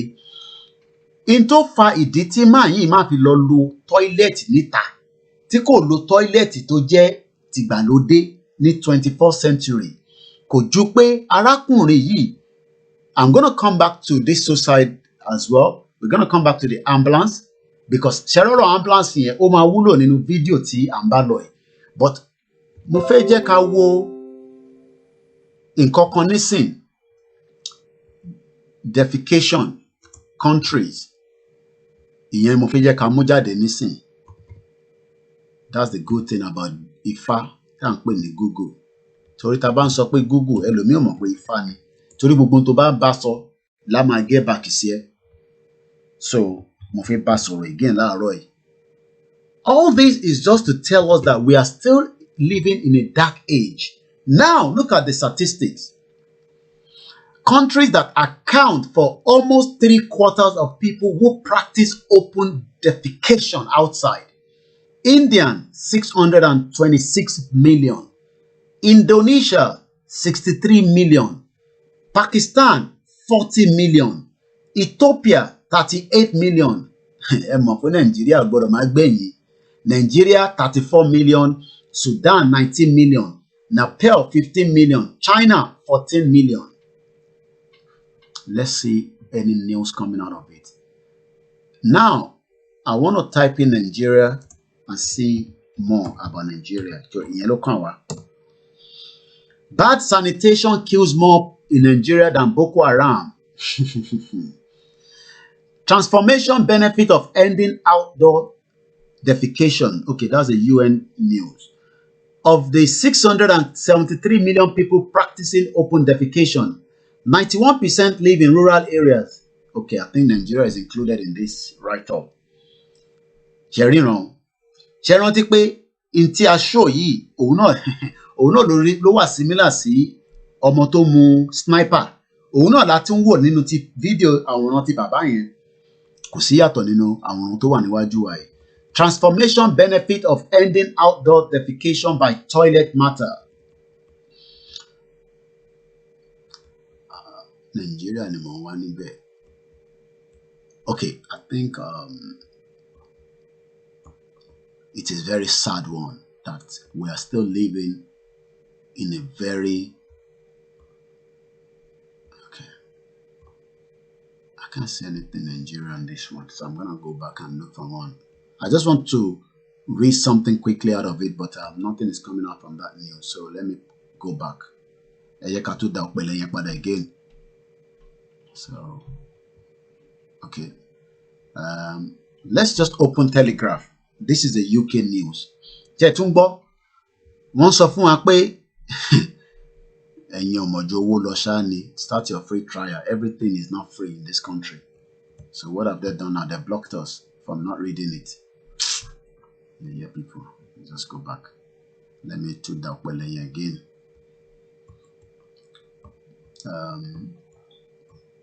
Okay, let's just look at this. This is January 27th of January 2020. Federal government needs to engage 50% of Nigerians practicing open defecation. That's what it means. It is even risky for anyone to go to excrete. Nigerians need to pause and weigh the figures from the Bureau of Statistics that 50% of the estimate 200 million population defecate in the open because they do not have toilet. The situation becomes depressingly grave with the health implication of the bow back from all the feces that find their way into various homes through the water families use. Considering this dire situation, the federal government must take a lead in stemming open defecation through deliberate policy framework as recommended by the Indian-based Center for Science and Environment. I am telling you. So let's go back to that video and then get more from this eyewitness. No, this is not the one that we are looking at. The man that is about to talk to us now is an eyewitness. Please ask Buhari about the CCTV which he promised to install. We're talking about Buhari. Okay? Let's now listen to this Alagba. I want everybody to look at, I want us to listen carefully when I play this video now. The man said 3 things, which I'm going to brief you ahead because I've watched the video before. From the time they move to notice wọ́n yìnbọn fún, wọ́n lọ sí Palace Ọba, wọ́n lọ sí àgọ́ ọlọ́pàá. Látọ̀gọ́ ọlọ́pàá wọ́n ṣẹ̀ wá padà wá, wọ́n ṣẹ̀ wá gbé ẹniyẹn lọ sí ilé ìwòsàn. Ẹ bá mi frame it, how many minutes ló máa take? Ẹ jẹ́ ká gbọ́ fídíò yẹn lẹ́ẹ̀kan sí díẹ̀. Mo gbọ́ sound of ìgbó 2 times ìgbà mẹ́ta. Gbogbo wa èrò wa ń bà wá. Kí ló ṣẹlẹ̀? Then gbogbo wa kú síbí. then máa yẹn tó ń ṣiṣẹ́ bẹ̀ ó wá sáré wá bá wa bí pé ṣé mi ò mọ òun ni ṣé mi ò mọ òun ni òun ló yàgbẹ́ ni òun wà tí wàá complete iṣẹ́ ẹ̀ ni o tí wọ́n fi ìbọn sí ara wọn kí ló ṣẹlẹ̀ ìgbà wo ló dé òun ní alánà ni kóun tó dé mo ti sùn ó lóun ò rí mi òun ní ok nǹkan tó bá wá wọn máa ń bá wa sinmi díẹ̀ kó tó bẹ̀rẹ̀ iṣẹ́ then ok ó ní kí n bá ń gbé kí n rush ń lọ sí hospital kó n máa kú ok àwọn mọ́tò àtẹ̀tẹ̀rí mọ́tò then mo wá gbé bike tí mo lọ sí Ifọ̀ ọ̀dọ̀ kábíyèsí Olúfọ̀ then Olúfọ̀ wá direct mi kí n lọ police station kí n lọ sọ fún wọn from there lèmi àti wọn wá táwa gbé tí wọn wá gbé tí wọn lọ odò mi ò tẹ̀lé wọn dé Ifọ̀ my own is to save the man when ìgbà tí mo ti gbé wọn lọ then èmi náà tún prepare gbéra tí mo wá ń lóko.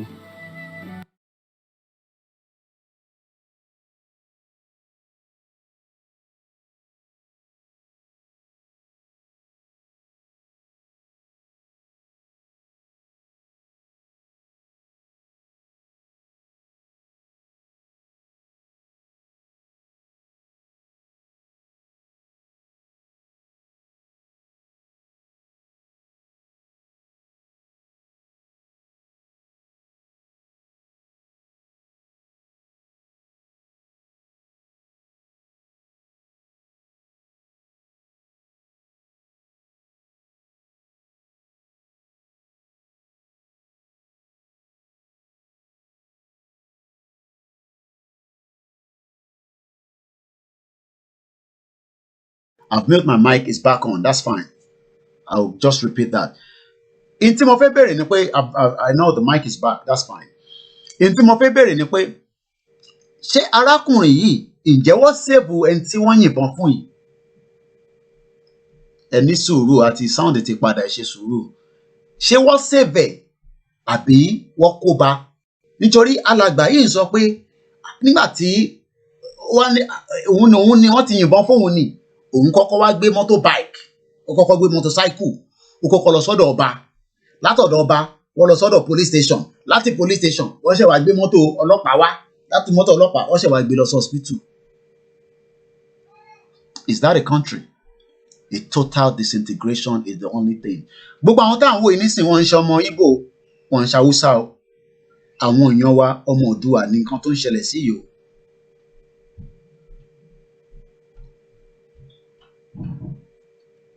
Àwọn ọmọ Oòduà.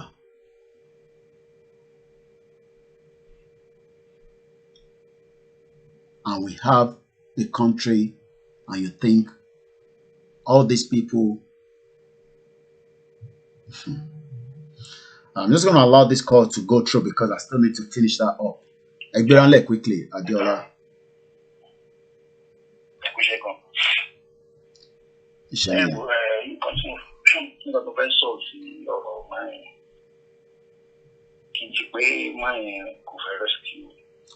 No, I'm not blaming the man. Okay. So, situation or location because to think about investigate in Nigeria. So orientation and the letting call us over. We to agree with the country down. First and foremost, the first thing is to rescue the person. But a lot of on investigation. So from the defecation, but the market millions of people want me. Only the toilet so likewise school means every like 700 people want me. Only the toilet meeting we are principal no man need toilet come. Àbí senior teacher ló máa ń kejì so àwọn ọmọ ẹ wọn lè yàgbẹ́ síbẹ̀ bí nǹkan tó bá fẹ́ ṣe wọ́n máa ń tì ibi tẹ́yìn tọ́lẹ̀tì tẹ́ǹgbìn water filter tí ó so láti life so ẹni ẹ̀ ló máa fi láti lọ igbó láti lọ yàgbẹ́ So the country has collapsed for now. Okay. And they have collapsed ever forever. Yes, it will break it. All right. Kill location 9 before kill you. That is the solution. Thank you very much. Kill location 9 before it kills you. We can't blame the man for the negligence of the system that is not working. I have just explained to you that here in the country called United Kingdom, from the time you call the ambulance services, I want to move my camera away. From the time I call an ambulance, it will not take them more than 8 minutes, and they would also send at least 2 vehicles. Ambulance services are measured on the time it takes from receiving a 999 call to the vehicle arriving at the patient's location. It should take 8 minutes for the ambulance to arrive if the call is life-threatening. Let's go straight to Lagos. Hello, Cabo Soreto. Sherry, ẹni tó pè yẹn, Ọlọ́run, I'm so happy pẹ̀lú ọ̀rọ̀ tó sọ yẹn. Sherry, ń pé ẹni yẹn ó gbé ìgbésẹ̀ yẹn kó tó lè save money. Ó wà normal ní ìlú location 419 yìí. Nítorí I'm a living witness. Hello, ṣẹ́gbọ́n mi. À ń gbọ́ kétékété. Mo wà victim gan ni. Torí ó happen sí mi. Ibi tí mò ń gbé, one retired soldier man, ó threaten life mi pẹ̀lú àti family mi. Man yìí, one certain day, ó mú cutlass wá sí opposite, ó dúró sí ẹnu ọ̀nà mi. Ẹnu ọ̀nà yàrá tèmi. Ó ní òun máa pa mí tí máa jáde síta. Mo make record, everything. I snap, I did everything. Tí mo save sórí Google. At the long run, ìgbà tó máa send nítorí inú ilé mo wà, àwọn èèyàn tí mo pè láti ta, ó send mi ní nọ́mbà àwọn DPO and everything. Mo pe nọ́mbà yẹn fún like close to 1 hour. 1 hour, wọ́n pick call. So ká ní pé mi ò ju ara bí tọkùnrin, mbá ti di I would have been forgotten. Ní ìgbà tí ilẹ̀ máa mọ́, torí ìṣẹ̀lẹ̀ yẹn ṣẹlẹ̀ ní lóru, ìgbà tí ilẹ̀ máa mọ́ tí mo lọ sí station tí mo lọ complain, tí mo tender àti statement tó ní kí n give out. Wọ́n wá ń sọ fún mi pé I'm guilty. Wípé èmi mo wà guilty, mi wà at fault. So bí wọ́n ṣe ń ṣiṣẹ́ wọn nìyẹn. Bí wọ́n ṣe ń ṣe is normal. Bí wọ́n ṣe ń ṣiṣẹ́ wọn nìyẹn. So èmi á kọ́ sọ fún àwọn èèyàn ní pé ẹja break kìíní up tó break wa. Ẹja break ìlú yìí up tó break wa. All right. Thank you very much. Let us finish that video a little bit and then we go into our rally. Like I said, today's broadcast will come down very early. Kò give up in bí bóyá ìfọ́ni ò bóyá ń gbé lọ sọ́sibítù ìyẹn ni mi ò lè ṣàlàyé bí kò ní gbà ń débẹ̀. Kàyéfì rèé o, èèyàn ṣe ń jọ ẹranko, ọ̀rọ̀ bá di iṣu àtayànyàn. Àwọn fìjìláńtẹ́ yìí gẹ́gẹ́ bí ohun tí a fìdí rẹ̀ múlẹ̀. Kábíyèsí Olúfọ́n ti ìlú Ifọ̀n ni wọ́n ní ó gbà wọ́n sí. All right, we have another call that is coming through. Let's go straight to the caller from Egypt. Ẹ káàbọ̀ sórí ètò. Yes, ẹ kú ètò Ọlọ́run á máa fún yín ṣe. Àmín. Ṣé ti rí àwọn oníṣàláì má máa sọ títí wa, ẹni bá máa gbọ́ á gbọ́. A lot ló ń ṣẹlẹ̀ nílẹ̀ Yorùbá táwa fúnra wa tí a mójútó. Wọ́n sọ̀rọ̀ nípa àwọn ọba òṣè ọba. Ṣèbí wọ́n sọ yí pé ní ìgbà kan tó bá fẹ́ jọba nílẹ̀ Yorùbá, àwọn kinní yìí ó affect wa but a fojú sí. Wọ́n á dífá yín pé ọba tó fẹ́ jẹ yìí o, ṣé ìlú máa tù bàbá ó máa tù ṣẹ́ o. Tó Ifá bá mú ni àbí but láyé ìsìn ó yẹ wá wò àwọn gọ́ọ̀mẹ̀ntì ló ń fi ọba jẹ ẹ wá kí wá ní result tá a rò bí máa ṣẹlẹ̀ ní ilẹ̀ Yorùbá kí ni result tá à ń respect nílẹ̀ Yorùbá rádaràdá náà ló máa ṣẹlẹ̀ we have a lot of things to do in that land nítorí ẹni wọn ṣe lè support because tó bá jí àwọn òrìṣà yẹn dìde tó bá jí wọn dìde ọba tó máa kú ló máa pọ̀ jù nítorí kò sí ifá kan àbí òrìṣà kan tí ó fi ọwọ́ sí pé kí irú ẹni yẹn kó jẹ ó yá àwọn ìlú yẹn kí ló máa ṣẹlẹ̀ nínú ìlú yẹn kí ló máa ṣẹlẹ̀ tí gbogbo àwọn òrìṣà yẹn bá ti dìde gbogbo àwọn tí wọ́n sọ́pọ́tì yẹn Ṣàngó ni wo kò ní lajú ẹ̀ lẹ̀ kí wọ́n pa ọmọ òun Ọya kò ní fi oúnjẹ ọmọ ẹ̀ kó gbé fẹ́ lòmíì gbogbo eléyìí ni wọn ò fẹ́ jẹ́ kó ṣiṣẹ́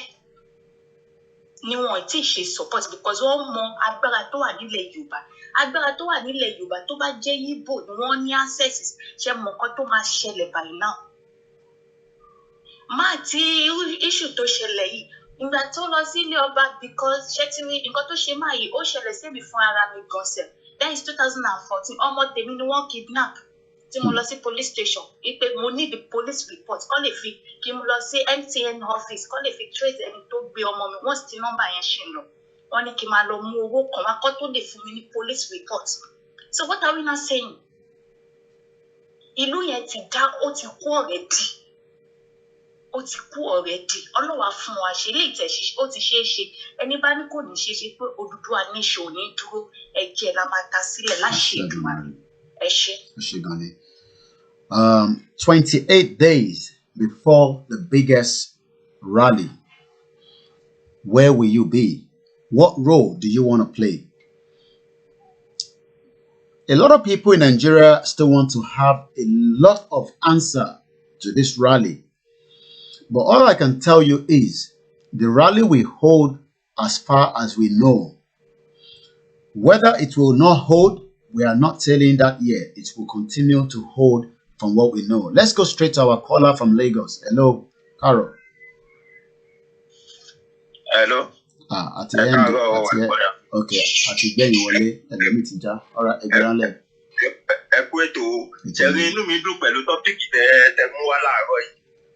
Ṣẹ̀rí ó ní kankan tó ṣẹlẹ̀ sí mi ètò náà ló ti kọ́ ṣẹlẹ̀ sí mi tó ń tí bá ti ń gbọ́ Yorùbá gbogbo ọkọ̀ ni máa fi ń bá wọn lọ.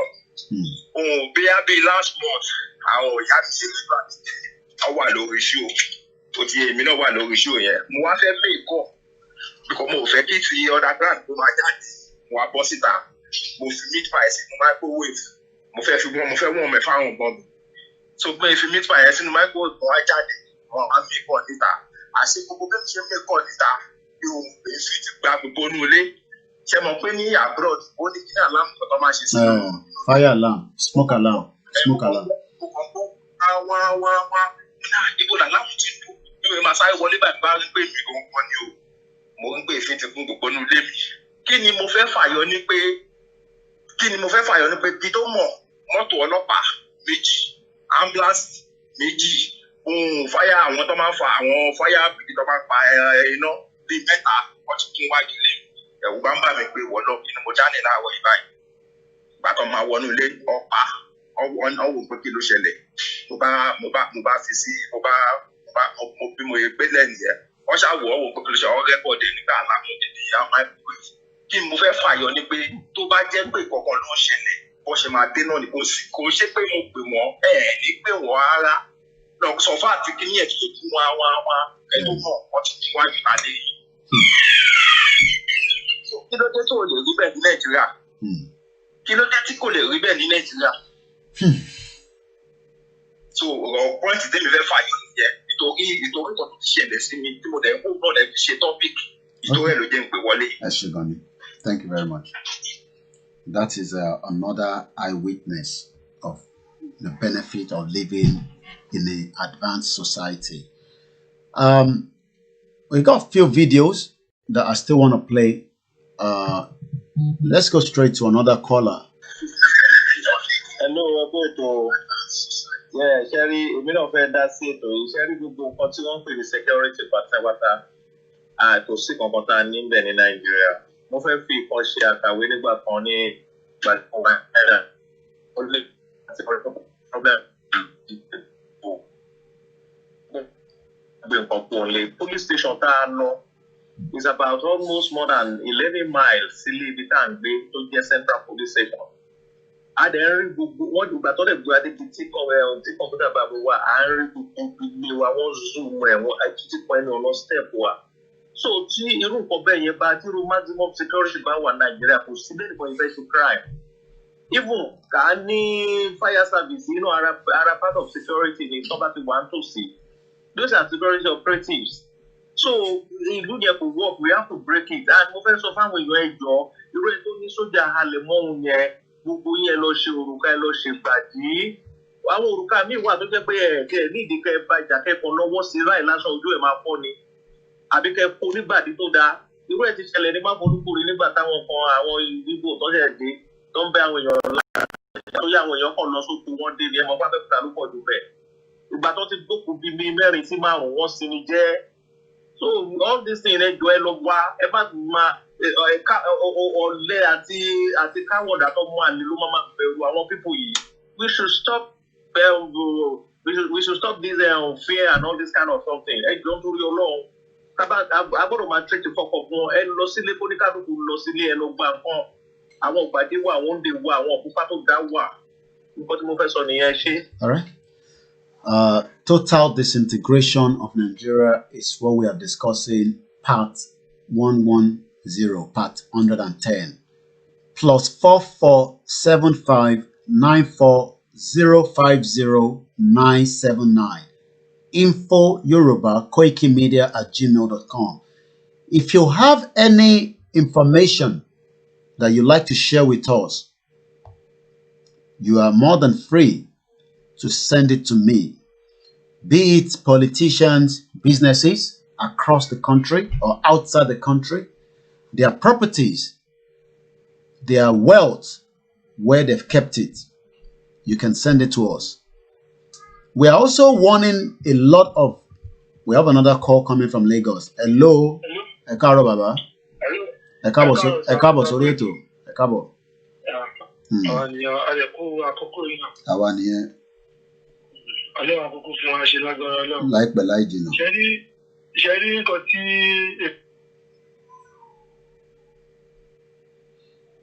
wọ́n yìnbọn fún yẹn? Bẹ́ẹ̀ni. Ṣé rí máa tó dúró kejì yẹn ẹjọ́ ẹ̀kọ́ nǹkan tá à ń fẹ́ sí ìlú yìí yẹn o. Tí kò bá ṣe báyẹn tó bá fi lè dákẹ́ sí lẹ́yìn bá lọ sí orúkọ ẹ̀ náà ló tilẹ̀ sí ìṣéwùmá tí ọmọ ẹ̀lú gbé sábà rẹ̀ jẹ yẹn. Bẹ́ẹ̀ni. Ẹni sì tó bá yẹ pọ̀ ọmọ yóò competition sílẹ̀. Ọmọ dúró pé òun tí ó pa ọmọ yẹn tí pẹ̀lú bóyá wọ́n ṣe kọ̀wé lẹ́nu owó ìtúndúró pé òun ló pa. So ìlú dàgbà àríkọ́ náà ṣàánú fún wa ní o nípa lọ fún yín lágbára Ọlọ́run ọ̀dẹ̀ nílé Ọlọ́run abálẹ́jùmọ̀ ọ̀dẹ̀ amú abílẹ̀ lérí o. Àṣẹ Èdùmàrè. Mo ti ṣògùn sí ó lé 10 years but àjọ mo ti gbọ́ program yìí mi ò súnlé mọ́.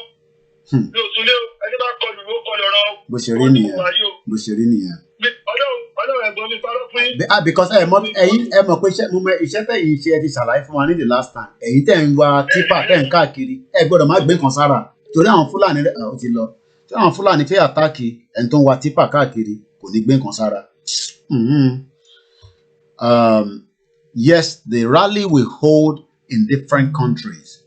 It is important that you engage with the country tí ẹ wà.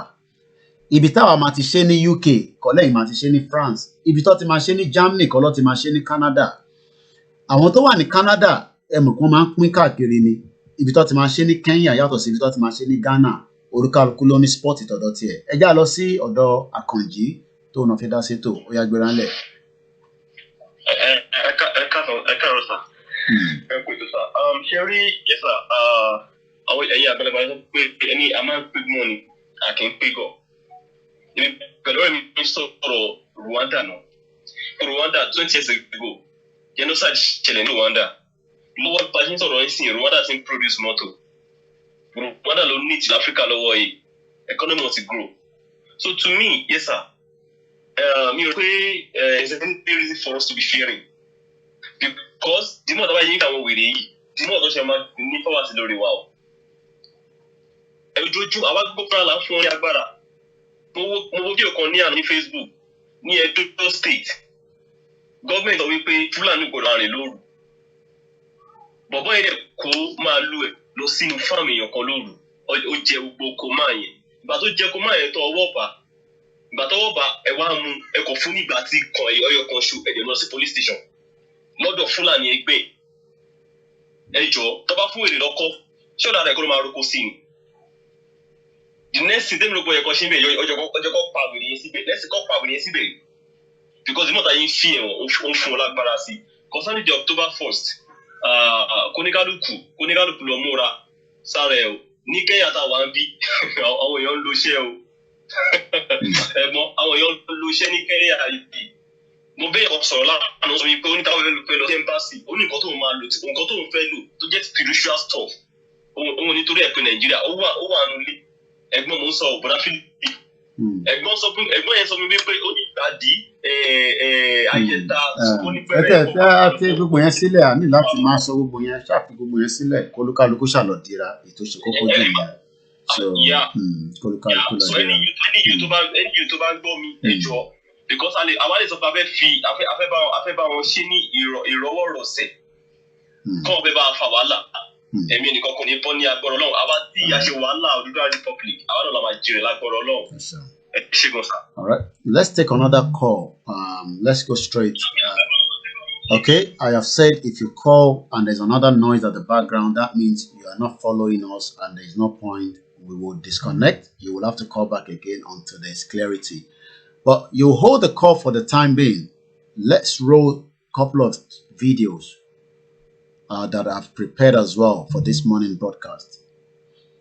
Each of the video is just a reminder. You must probably have seen it before. But gbogbo tí àwọn enemy wa bá wà, wọ́n máa kú ni. Ẹ jẹ́ gbọ́ eléyìí. Ọ̀tẹ̀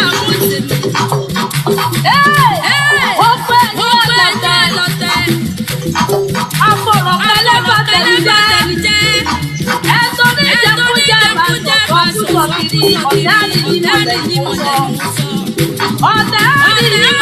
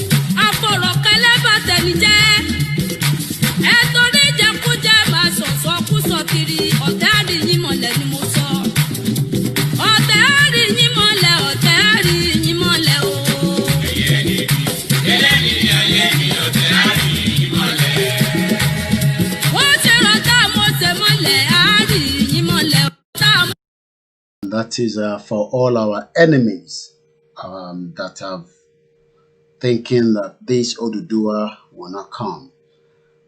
Let's roll the next video.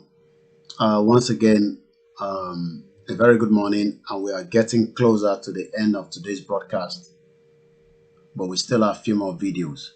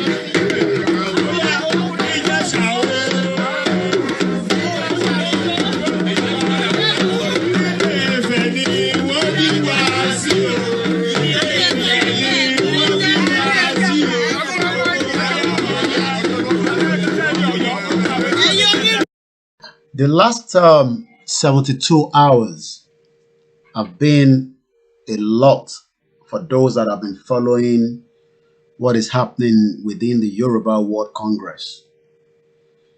I have received tons of messages, calls from Monday night at about 2 a.m. Calls have been coming. People are asking a lot of questions. Now, what is going on with the Yoruba World Congress? And I am sure if you have been following the development, just like we are following it as well, a lot has been said, a lot has been written.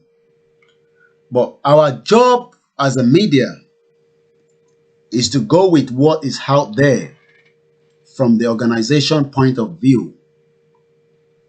And I am aware that a press statement was released yesterday where I believe that we might have something that I picked up, and I believe that would explain a little bit, and then I will come back into the conversation as well. A very good morning once again to everyone that have joined us, and I say welcome on board. Ẹ jẹ́ ká lọ sí orí fídíò yẹn, àwa padà wá. I will mute my mic because there's a bit of interference. So I'm going to mute my mic. As soon as the video is done, I will look at the statement. I will read it out. I will see if I can pull it out on the screen. If not, I will read it out based on what we have. Once again, and then at exactly 10 o'clock, the broadcast will be brought to an end.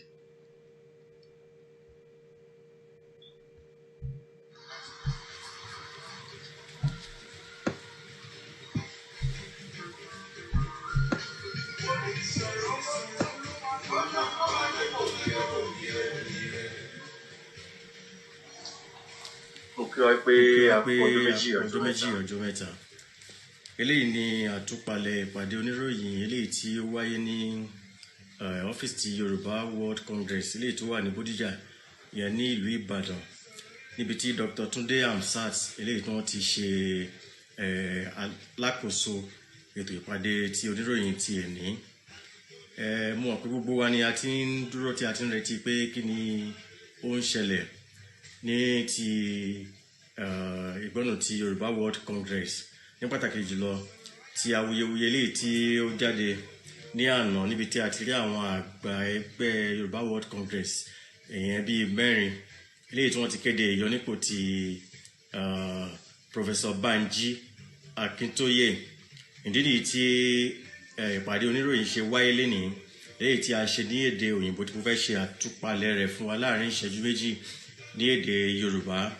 Ní àkọ́kọ́, a pè ìpàdé oníròyìn ti ẹ̀ní láti ṣe àjọyọ̀ pé ó pé ọdún kan eléyìí tí a dá ẹgbẹ́ Yorùbá World Congress, ìyẹn ẹgbẹ́ tí ó ń ṣe àkóso ilẹ̀ Yorùbá ní orílẹ̀-èdè Nàìjíríà àti fún àwọn tí ó wà ní òkè òkun.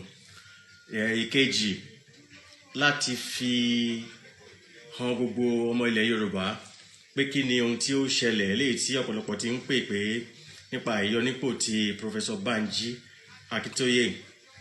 Ní àkọ́kọ́, a jẹ́ kó yéra wa nípa pé bí ẹgbẹ́ Yorùbá World Congress bí ó ṣe bẹ̀rẹ̀ ìyẹn ní bí ọdún kan sẹ́yìn, níbi tí gbogbo ẹgbẹ́ ní ilẹ̀ Yorùbá, ìyẹn àwọn ẹgbẹ́ tó ti làmìlaka nílẹ̀ Yorùbá tí a ti kóra jọ pọ̀ láti wò pé ó yẹ kí ẹnìkan wà tí wọ́n máa darí ilẹ̀ Yorùbá, níbi tí a ti fi ọwọ́ sí ìyàn sípò Professor Banji Akintoye.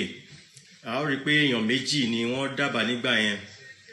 A dábàá Professor Banji Akintoye àti Aṣíwájú Bọ́lá Ahmed Tinubu. Ètò ìdìbò wáyé lẹ́yìn eléyìí níbi tí Professor Banji Akintoye tí wọ́n ti gbégbá orókè níbi tí a ti yàn wọ́n gẹ́gẹ́ bí adarí ilẹ̀ Yorùbá. Bí a bá tún rántí tí a ò gbàgbé, a ó rí pé ó gbà wá ní àkókò díẹ̀ eléyìí tí a fi ń rọ Professor Banji Akintoye eléyìí kó tó di pé wọ́n gba ipò yẹn, èyí tí ó dá wa lójú wípé tí a fi ń dá yín lójú wípé kì í ṣe Professor Banji Akintoye ló dá ẹgbẹ́ yìí sílẹ̀, kì í ṣe ìmọ̀ wọn ní pé láti wà ní ipò gẹ́gẹ́ bí adarí ilẹ̀ Yorùbá.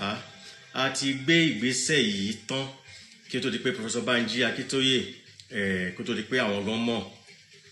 Ìkejì, a tún rán wa létí wípé nígbà tí a pe ìpàdé oníròyìn láti fi ọwọ́ sí yíyan Professor Banji Akintoye, kì í ṣe àwọn àgbà mẹ́rẹ̀ẹ̀rin yìí tí wọ́n kéde ìyọnípò Professor Banji Akintoye. Àwọn mẹ́rẹ̀ẹ̀rin kọ́ ló yan Professor Banji Akintoye. So a wòye pé kò ṣeé ṣe kí èèyàn mẹ́rin yẹn wá jókòó láti yọ ẹni tí bí èèyàn bí 100 tí wọ́n fi ìbò gbé wọlé. Àwa wòye pé kí ni ó ṣẹlẹ̀ gan, kí ni ó fà á. A rí pé ọ̀rọ̀ ọmọ àti bàbá ni, ọ̀rọ̀ abẹ́ ilé ni, ọ̀rọ̀ tí ó ṣeé ṣe láti fi eégún òtòlótò nílẹ̀ Yorùbá ni. Wọ́n sì fi dá wa lójú wípé àwọn àgbààgbà Yorùbá, ìyẹn àwọn adarí ẹgbẹ́ Yorùbá World Congress, wọ́n ti tẹsẹ̀ bọ láti wádìí kí ló fà á tí àwọn mẹ́rẹ̀ẹ̀rin fi kéde ìyọnípò Professor Banji Akintoye. Ohun tí à ń jẹ́ kó yé wa ni wípé kì í ṣe ohun kan tí ó le gẹ́gẹ́ bí ọ̀pọ̀lọpọ̀ wa ṣe ń pè tí à ń fi àtẹ̀jíṣẹ́ ránṣẹ́ sí àwọn adarí ilẹ̀ Yorùbá.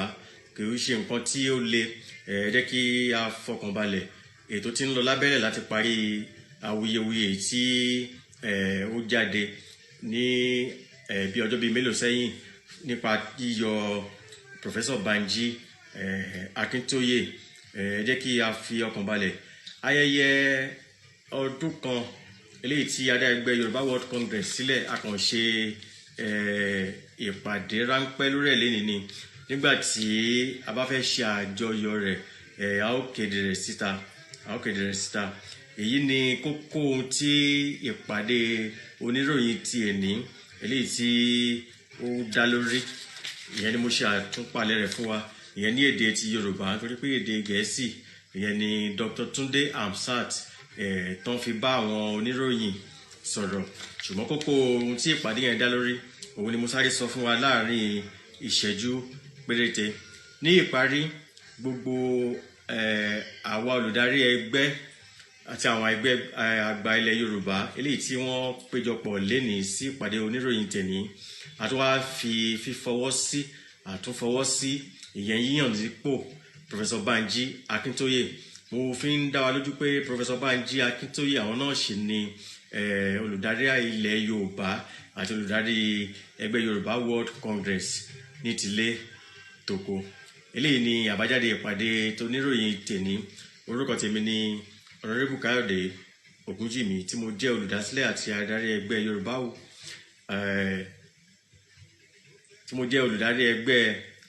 ti ilẹ̀ Yorùbá eléyìí tí a pè ní Yorùbá House of Representatives ẹgbẹ́ tó ń ṣojú ilẹ̀ Yorùbá eléyìí ni àbájáde ìpàdé tí ẹ̀ní ẹ jẹ́ kí a túbọ̀ máa gbàdúrà fún ilẹ̀ Yorùbá gbogbo èròǹgbà wa fún ilẹ̀ Yorùbá yóò wá sí ìmúṣẹ ẹ ṣé.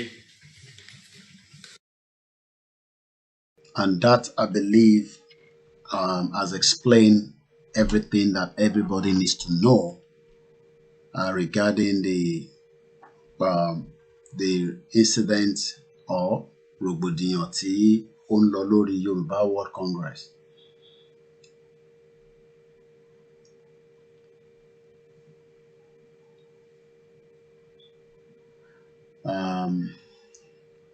15 minutes before the broadcast comes to an end this morning.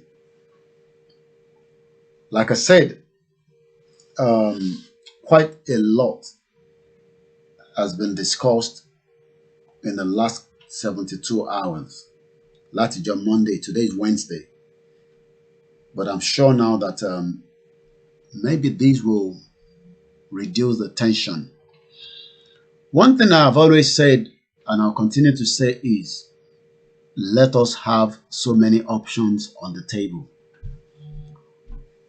One option might not be enough to take us out of this mess that we are in. One option might not be enough. So we must prepare for multiple options of a total disintegration out of Nigeria. We must prepare.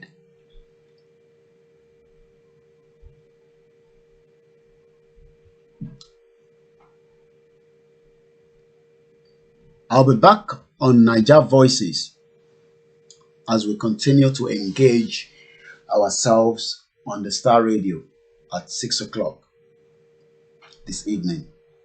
And I'll be on the radio at 11 o'clock. The question is, how many of you are ready for the total disintegration of Nigeria? How many of us are ready?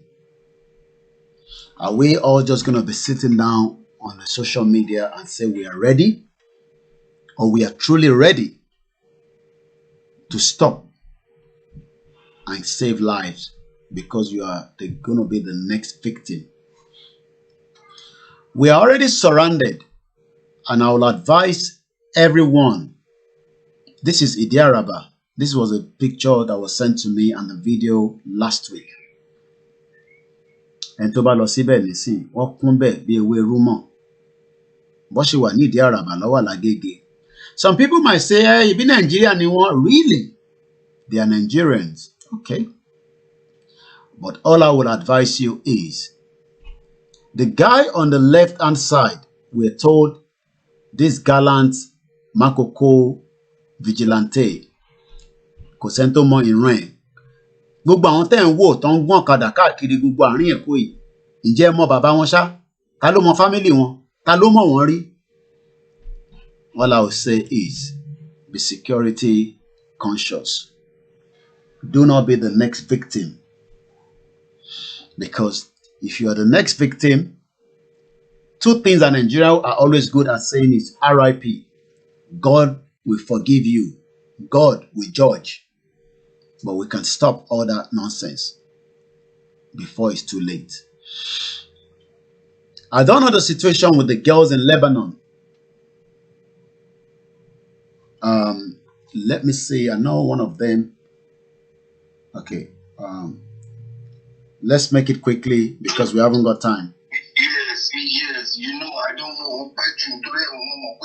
Nǹkan tí mo kọ fẹ́ sọ gẹ́gẹ́ bí fídíò tí mo wò tó ń ṣe yẹn and orin tí mo ń gbọ́ yẹn àwọn ọlọ́tẹ̀ àwọn bàbá òṣì yẹn wọ́n tún ti ń dìtẹ̀ bàbá yẹn ni and I love what you said wípé aláti ní so many options ni but nǹkan tí mo kọ fẹ́ sọ Koiki options wa Ọlọ́run ti fún wa kò yé yín a máa sọ a lè tún máa ṣe ni nǹkan tí mo fẹ́ sọ ń sìn tó bá ti fi ọ̀tẹ̀ dàrú tí ẹ̀yin tí ẹ̀ ń kó wa jẹ lọ́ba ìtọ́lọ́run lóye fún wa tẹ́ ẹ̀ bá ti ṣìnà gẹ́gẹ́ bí nǹkan tí màmá tó pè lánàá yẹn láàárọ̀ àná yẹn tó ti sọ pé kẹ́ bá gbàbọ̀dé pé kẹ́ bá gbowó kẹ́ bá ṣọ̀tẹ̀ láàrin ara yín tẹ́yìn bá ti ń lọ pẹ̀lú wa dáadáa mo fi dá ẹ lójú àwọn ọmọ wọn máa sunkún níṣẹ́ tàbá ti mú anybody nínú wọn this one is not pé ayé ìgbà yẹn o bàbá kan ìyá kan kíní kan ló ṣe á máa pa àwọn ọmọ wọn níṣẹ́ àwọn ń pa èèyàn everybody dẹ̀ ń wò á máa pa àwọn ọmọ wọn àní UK America táwọn ọmọ wọn wà sẹ́ a máa pa àwọn option yẹn nìyẹn tá bá ti pa àwọn ọmọ wọn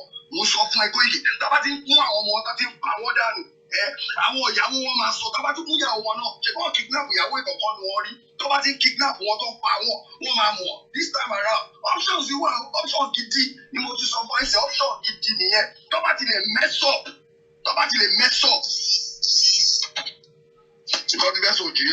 Okay. So many people are boiling. There's a lot of fire in different people. People always think that it is only Koiki Media that has this fire inside him. Let's take this call. I believe the person called earlier, and I'm just returning the call. 8378. Okay. 6 minutes before the end of today's broadcast. Let's push some of the missed call. I'm just going to push them in quickly. Okay, they are not there. So, thank you for being part of the program again today. Let us not lose hope, because the hope that we have is becoming something that we can say is working.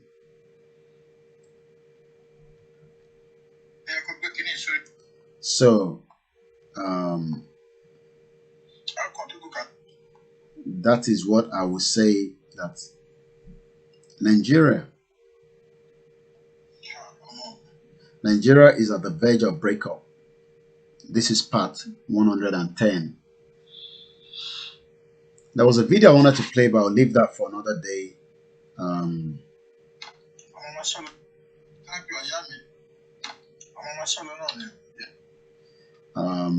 Once again, my name is Olayomi Koiki.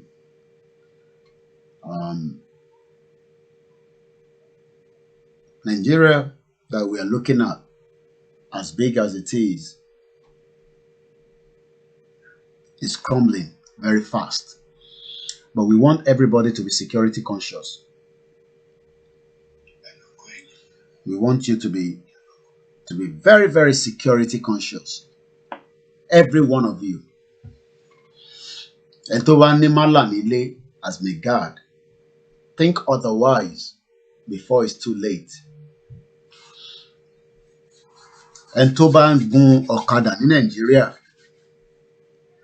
just be security conscious. That's all I will say. They have a lot of different plans and agenda, but it is up to us to be careful with our own movement as well. Don't take anything as don't.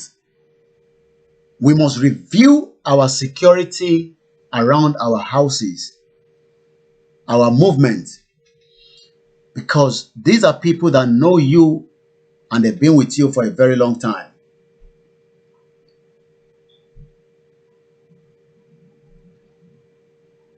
Yes, until we separate independent from political politics, we will know how to get this to the doer. I hear all this all the time from this person on Instagram. What we are doing now is part of it. And there's no way we can talk without talking about politics. But the politics we are talking about is a total different one entirely. I'm going to play the anthem. And you know what happens when we play the anthem. It then tells me and you. Yes, the Instagram is on the landscape. That's why I have to bend down to read the comments. Buhari will likely invite all the Southwest governors. Okay. And Mokebelo, God bless you all. I say good morning once again. Good afternoon. Enjoy the rest of the day. The 2 videos that I played today has really knocked me off, but I'm sure I watched it yesterday. Everybody has different ways of, and to commit suicide. It's a deep one. And to lawyer betokpa, utifia usile or formosile. There's no system that will help them. But everything we say is God will help them. They can't stop us. It's too late for that. The fire is already burning. And every day we are turning on the gas. Every day we increase the gas. That's what we are doing. When we started, they thought it's a joke. I said to you all, December is when I want to review everything that we are doing so far. Maybe Nigeria will break up before December. Don't ask me how. It's coming soon. Have a very good morning wherever you are. And then let us join other program that will be coming up in different platforms. And I hope those that have been with us on the Mix LR have been following you. QRS says the environment is normal for us here, but I know deeply in me that it ought not to be so. We will fight this to the end. Ilé yóò ń ṣe àwọn tayé àtijọ́. Bó jẹ́ kí a bára wa jà pẹ̀lú wọn, a máa fọwọ́pọ̀ a bá wọn jà. Wọ́n fi gbéjọba ẹ̀ sílẹ̀. Ìjà ló máa parí ẹ̀. I know that. We are going to fight. If anybody thinks diplomacy will sort out the situation in Location 9, I want you to think otherwise. We are going to fight. We'll fight for what belongs to us. I am prepared, and I hope you are also getting prepared when the time gets closer. Have a very good morning.